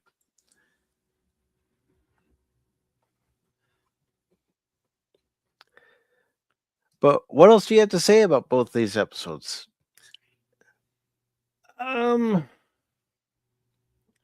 Well,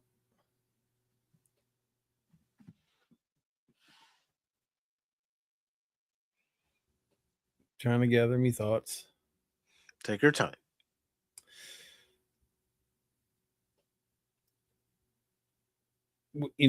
These are the kind of situations that, people like us will never be in. We don't have to make the hard choices with other people's lives and stuff. And I know, there's people out there that do. Right now, there's people making decisions with other people's lives. As we speak. moment. Yeah. And a lot of us like to spout off, and we forget about circumstances and information we don't have.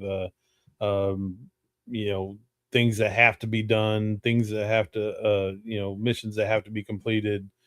We don't we don't know all the insides. We don't know how the sausage is made. And like people on those ships, they didn't know all the details, but you know they had to keep doing their job. They had to finish the mission, and even if they had to play a small role in it, it's just these are the kind of stories that give you some insight on you don't have to know everything that's going on in order to um, do your job, support those who are making decisions, unless it's evidence comes out that it's um, chicanery is going on, blah blah blah. But we don't know that, so we can't um, second guess No. the ones in command. And if you're in a military situation, or that's really not acceptable. Can't second guess your commander, because you follow orders You unless follow orders, there's or do you sufficient face evidence. consequences? Yeah, or you face consequences, but there's always that exception to the rule sort of thing. But you can't just, I don't like the way this is going, so I'm not going along with it, versus um you know there's criminal activity going on, and I know it and I can prove it, or there's evidence of it, versus I don't know, you can get into the weeds with it, but um you know you have to sometimes you have to do some pretty distasteful things in order to save other people's lives. Now, if you're still over on the Cosme side, I pulled up a scene from the Next Generation episode First Duty, and in this scene, cadets Wesley Crusher, of course, Cadet Sato, who you saw in Lower Decks as Ensign Sato, and a certain Lucas Picardo, who was pretty much Tom Paris before there was Tom Paris, because it's played by the same actor, are being tried because when they were performing a shuttle maneuver, it's called a starburst, and well, it cost the lives of a fellow cadet.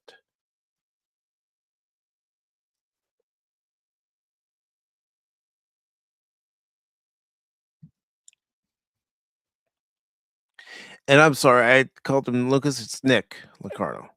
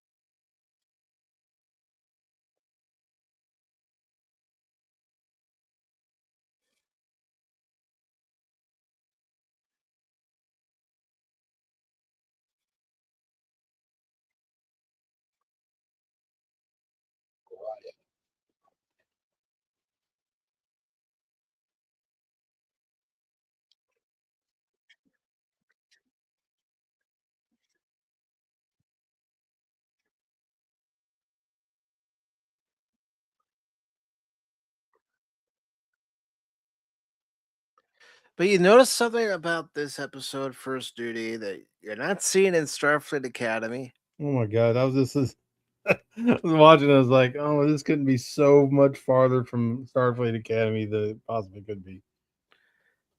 Cadets that actually understand the chain of command, and in this case, understand they made a grave error and that they will face consequences instead of making one joke after another. Mm-hmm. And I'm going to ask you, would you like to come back when we talk about First Duty? Yeah, I can. All right. I'll let you know. But Not yeah, sure when not sure what it's going to be yet, okay. but this is definitely an episode that is on the list, and I'd like to find out from Cash too if he'd like to join because this is right up his alley. He likes courtroom drama. Ooh. And as far as Starfleet goes, at Star Trek, then yeah, this is one of the good ones. Lady Mist, I tried watching 15 minutes of the show and I couldn't do it.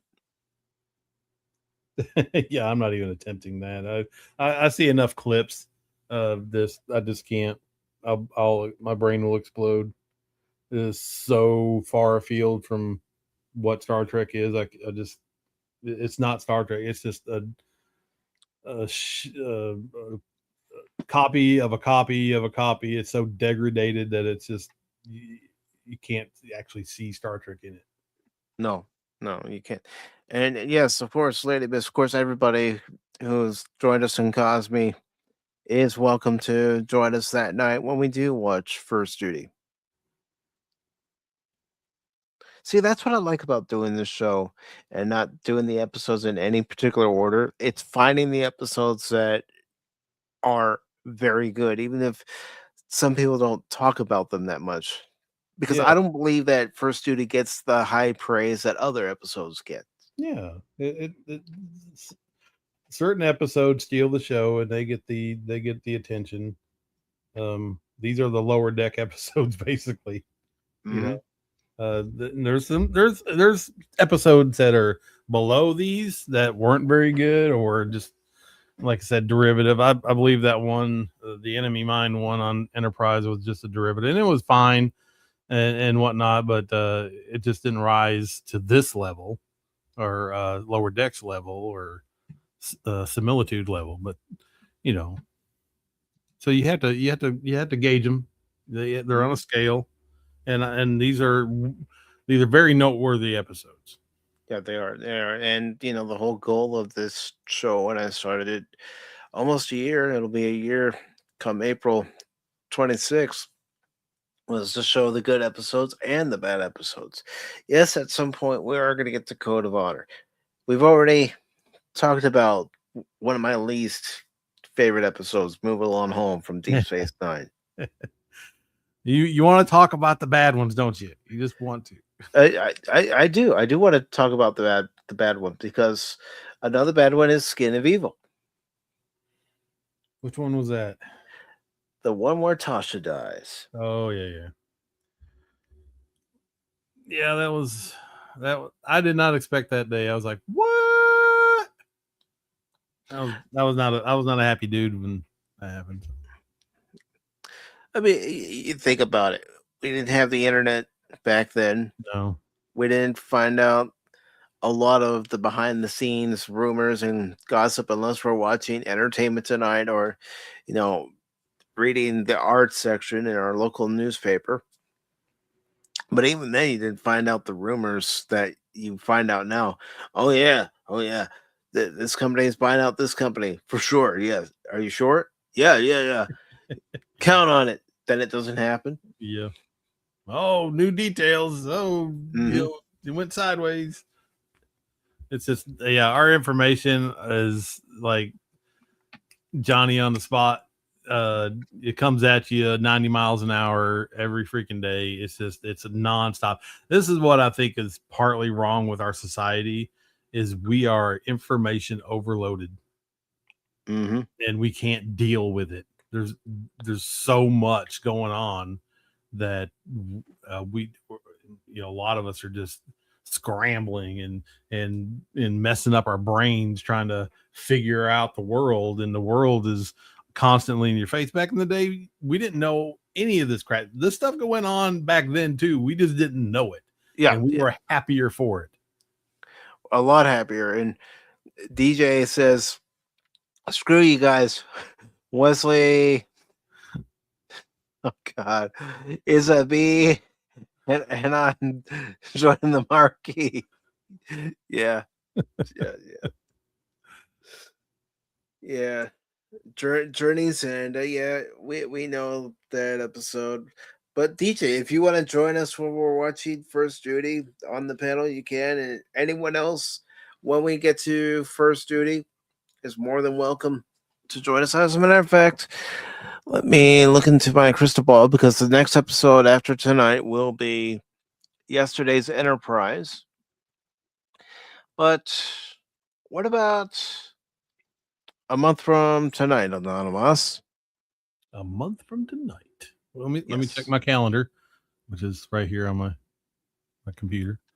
1 month from tonight, that would be the 28th Saturday of March, and that is the week. I have something going on the week before, so I don't really think I got anything going on the week after. Okay. So count me in. All right. Sign me up. Put me down in the logs. All right. I'll put you on the duty roster. Duty roster. He said duty. As a matter of fact, you can be the first officer. Ooh. Can I do the Riker maneuver, please? Yes. You can do the Riker maneuver, and I'll make the deal sweeter. Cash is a lowly ensign. Nice. At the con, so you can order him around, and you can tell him what eyes suffice. Yeah, that's right. Hey, Phantom Hooligan, go down to sick bay and have that chin surgically removed. Yeah. And Lady Miss says, yes, it was sad they killed her off. Yeah, it was. It really was. And Cash says, nah. And he also says, excuse me. Yeah, well, there's... You heard the commander, ensign. That's right. Because even DJ outranks you. He's lieutenant commander, and he's science officer.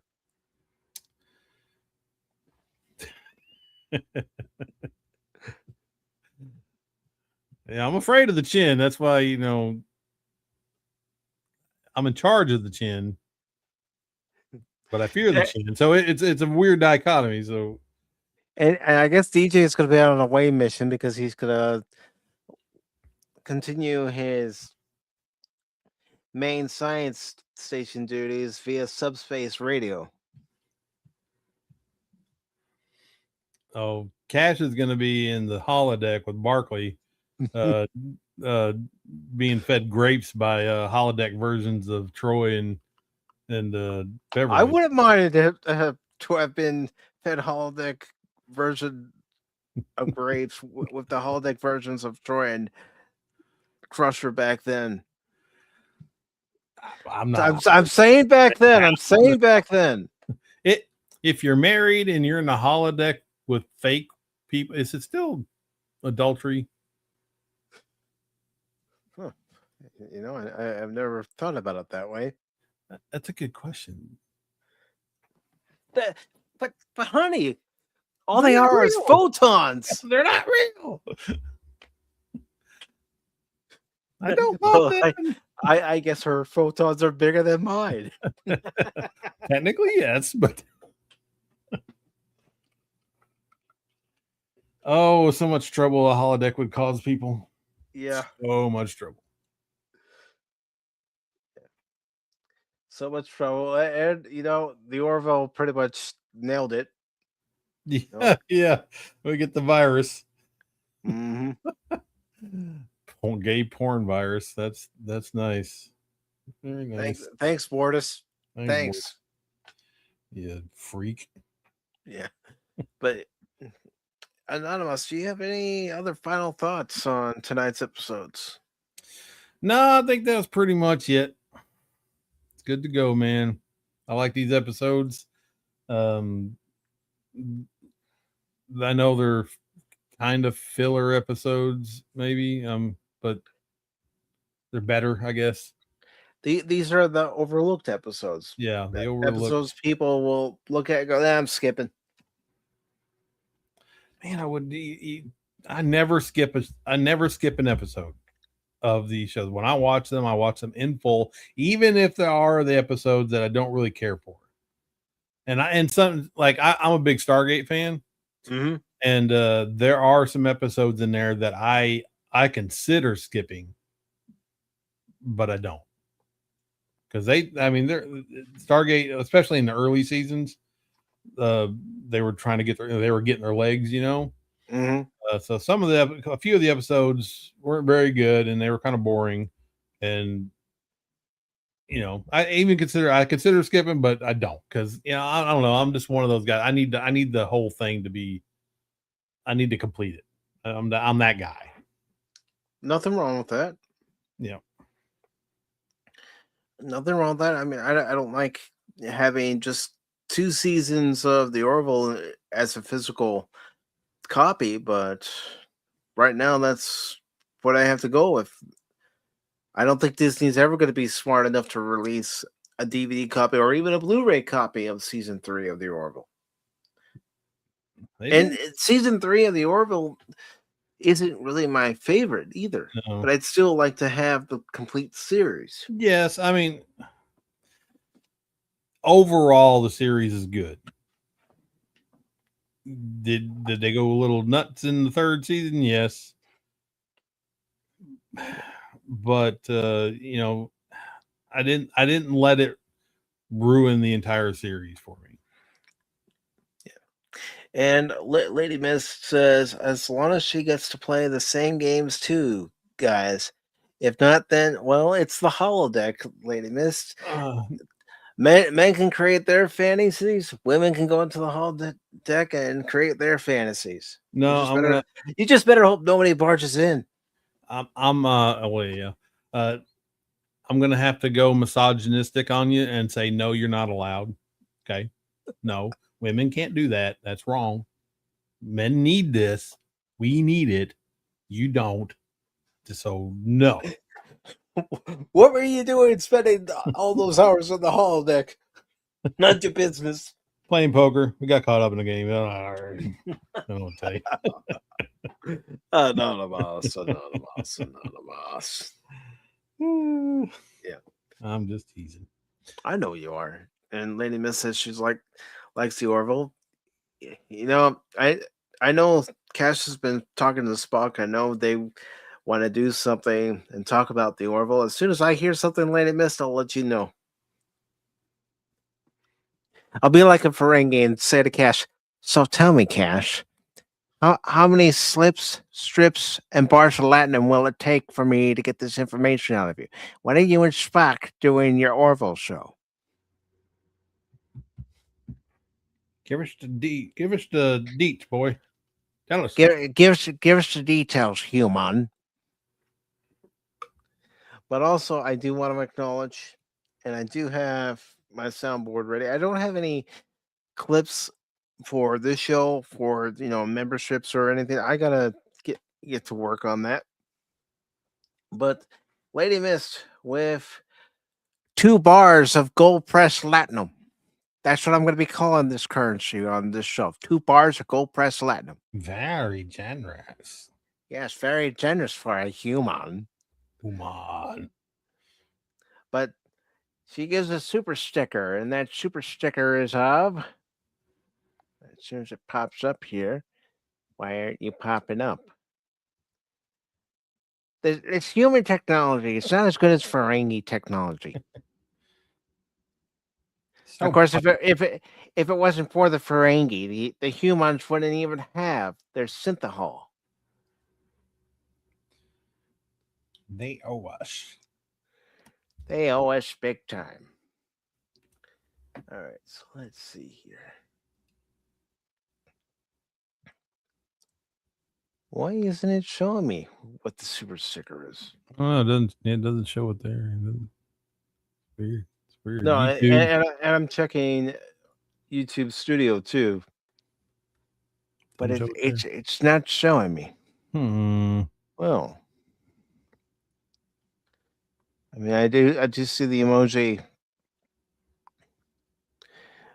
about the dragons and Oh, everything. okay. I see it on my YouTube page. Okay, it's Shima Emu. I had to Dancing Fox. refresh it again. But yes. Thank you for the 2 bars of Gold Press Platinum, Lady Mist.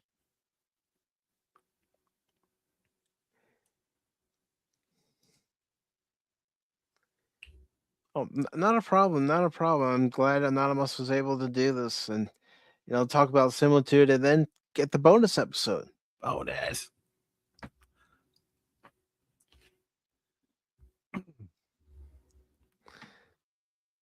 And Cash was saying it was a trap.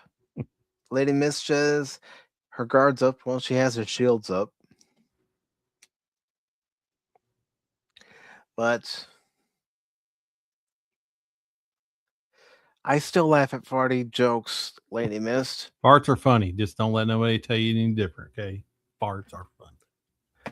Here I am, 47, and I still laugh at fart jokes, okay? There's a part of me that's still a teenager, okay? Teenager trapped in an old man's body. That's right. And screw all those people that try to kill our inner child. Yeah, you got to have fun. Yeah, got to have fun. And this was a lot of fun, brother. But you have anything coming up? I don't. I really don't. I've been busy, man. I just here my life is just like this, that, and the other. Got I try to make time for fun stuff, but I did play BioShock here lately, so I did make time for that. But, how did that go for you? Oh, well, I haven't played it in a long time. I had basically forgotten everything about it, so like it was a whole new game. So that's good. I like it when I don't play stuff for a long time and I got to play it over again, and it's just like all new because I don't remember this part at all. Yeah, so that's great. It was a lot of fun. I had my don't tell anybody. I had my cracked version from back in the day, and I got it. It took a little bit to get it to work on Windows 10 because it's built for like XP, I think. So do you have to use the Windows, run this program as if it were on Windows XP, or did you find another workaround? No, there's another workaround. I can't remember what I did for that one. I think it was a DirectX problem. Maybe I had to download some older versions because like Windows 10 does DirectX 11 or 12, and then they won't run on that. So you have to have like a multiple versions of it so it can pull from it. And there we go. Please subscribe to Anonymous. Watch my old stuff. It's fun. Go watch the Orville review. Half the people liked it and half the people didn't. See which one you are. Take the challenge.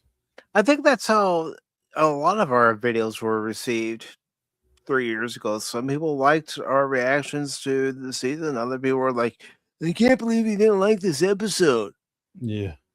Like, well, there's stuff in there not to like. I don't know what to tell you. What can I tell you? I'm a crotchety old man. I know what I like, and I'm going to make sure everybody knows my opinion. Get off my porch.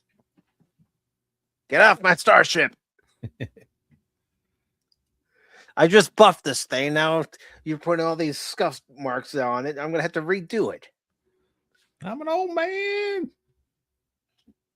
There's a game, can't remember the name, where a female fighter had a dragon that she flew around on in the game, killing monsters. It was fun. Let's see. I'm drawing a blank, but that's the power of the internet. I'm gonna look it up. There you go. Game where the female fighter, a female fighter helps if I.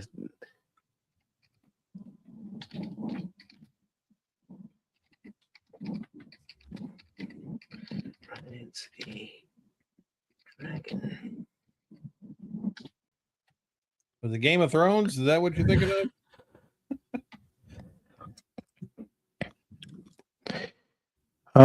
There's search is coming up with Energy Fight Dragon Fighters and Electrifying Warriors Saga, where the thrill of teleportation collides with the power of dragon inspired combat. I don't know if that's it, Lady Mist. No. No. No, I'm not going to that site. That's no. Let's see.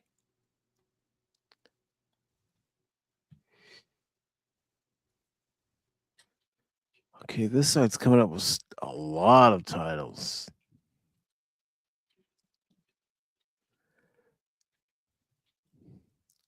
Hard to know if any of these are the one. I'm gonna go ahead and put the link to the site in the chat, and if you want to look at it at some point, Lady Miss, and let me know which one it might be.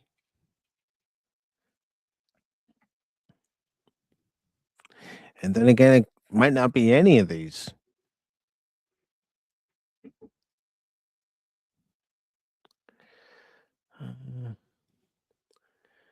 Rising Angels Reborn, Star Quest.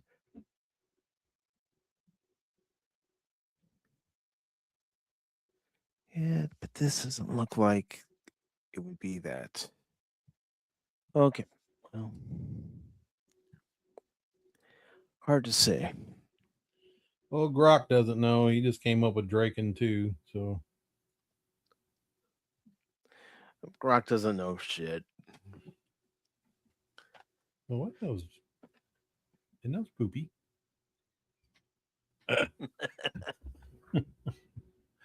Hey, Grok, do you know?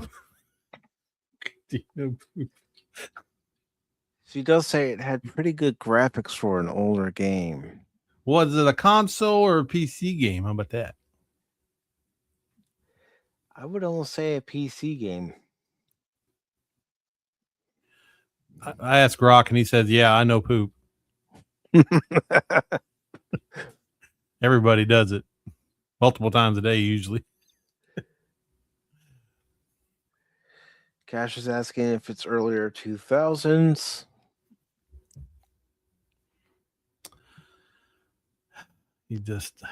She had to mention this game. Now she weaponized the autism of the 401 or 414 Pop Talk channel, and now we're hunting the internet high and low for this ancient nondescript game. We're so weird. Like I said, we're getting older. Yeah. All right, so I'm going to type in early 2000s game.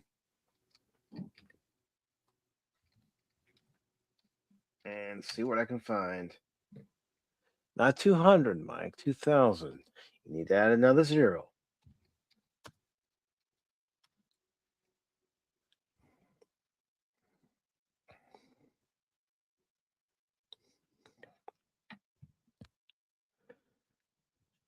Draken the Ancient Gates is a 2002 action adventure video game developed by Surreal Software and published by Sony Computer Entertainment for PlayStation 2. Let's see what Cash pulled up.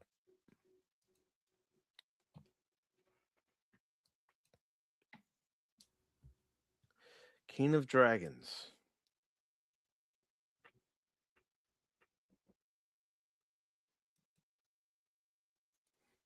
I don't know.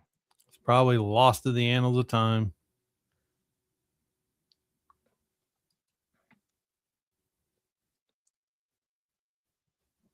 It was the Sony game. The one that's coming up is Draken, Ancient Gates. Let's see if I can pull up any gameplay and on YouTube, and you can say yay or nay about the game.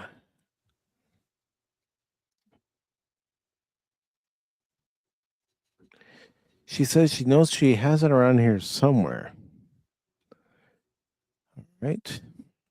So stay over in the Cosme side. That's where I'm going to show it. I don't want to show someone else's video and then have YouTube come after me and say someone else's content. Mm-hmm. They're getting pretty contentious nowadays.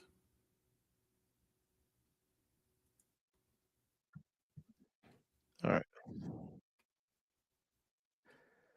Let's pause that. Back a little bit, and I'll share it over on Cosme. Because again, I'm not going to show someone else's video. I know someone would say, but it's free advertising, Mike. Yeah, but you know how YouTube is.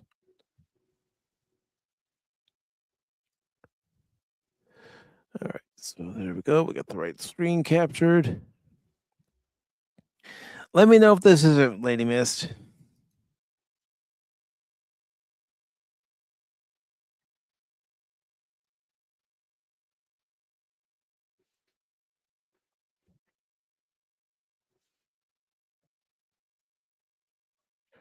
Oh, come on. I don't think that was part of the original dialogue. No.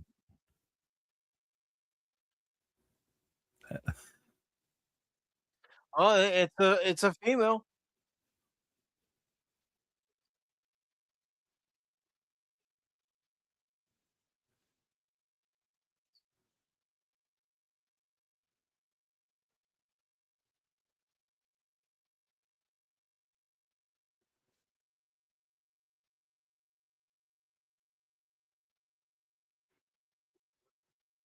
It's great.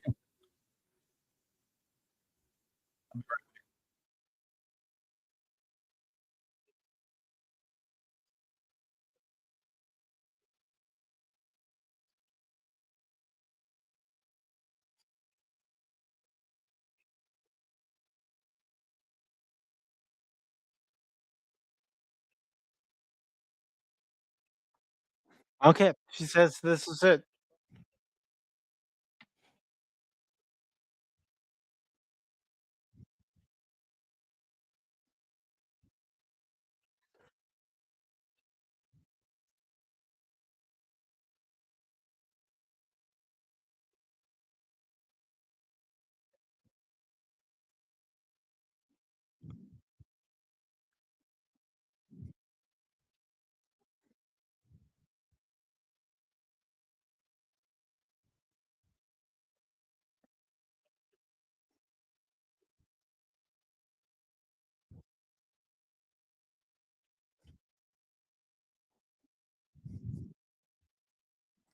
I could see how this game would have been fun back in the day. They should do a remaster.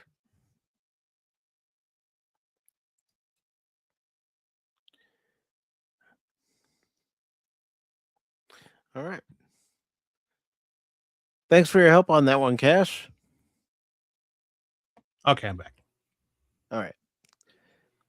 So, you got anything else, Anonymous? Nope, I just got back just in time so we can leave. All right. So, just to let everybody know, tomorrow on Pop Talk, we're probably going to be discussing a lot of the Paramount Warner Brothers merger, and also we'll talk about Snow White is indeed a flop, even after UK tax breaks. Indeed. Yes. And we'll also talk about the weekend box office, but the primary topic for tomorrow will be the merger between Warner Brothers and Paramount. Of course, it still has to meet government approval, but we will speculate, opine what the future of Hollywood has in store. But as far as tonight is concerned, I do want to take the time to thank all of you who joined us.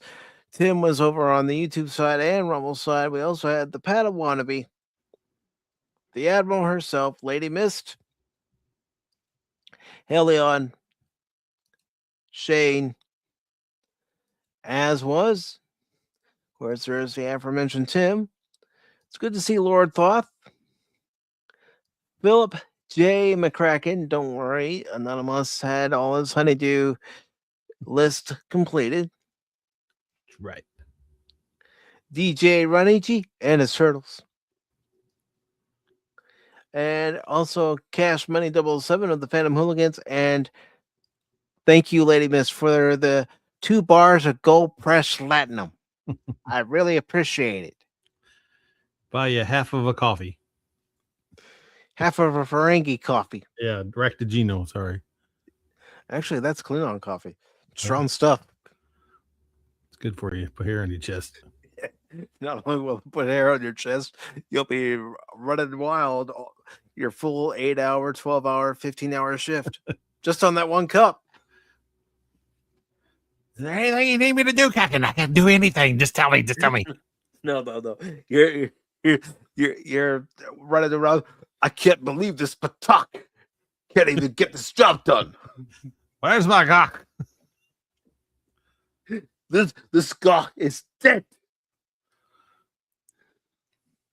It's terrible. Imagine Anonymous. He's a boss. He drinks a cup of Ractigino.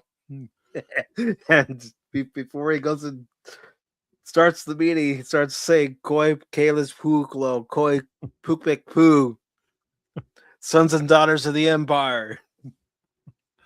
Oh man, he's been in the Ractigino again. Yep.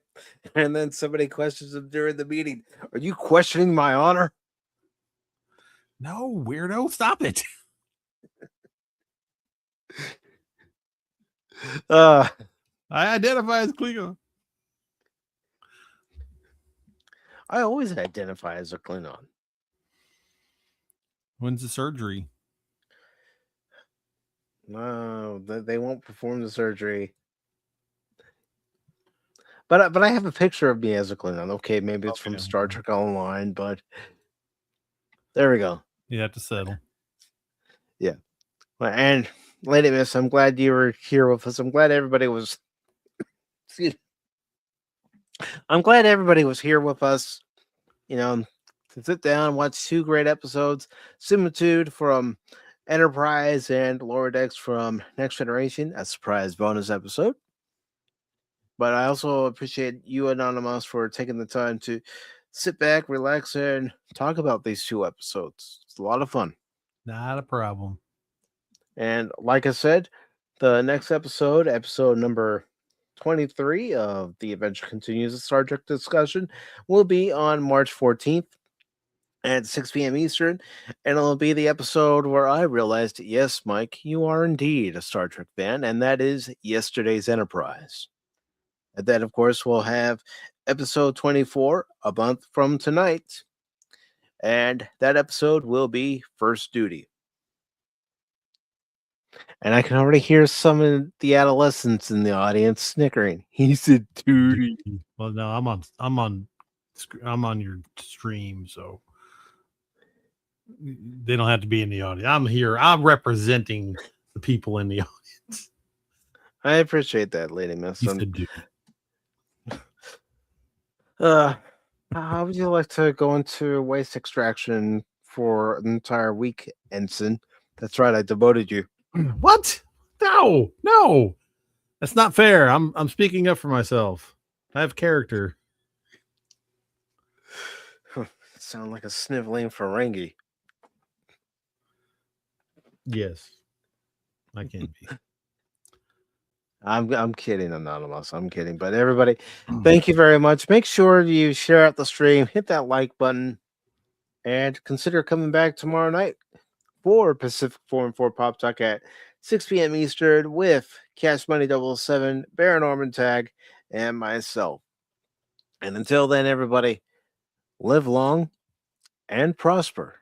Duty. Yes, yes, yes, yes. You know, I should be grateful. Baron's not here tonight because That's Baron would be jumping in with you. that's I know true. he would. Yep. We know Baron too well. Oh yeah, all too well. Have a good night, all. Later, True on everybody. true. And that's the Romulan greeting for goodbye.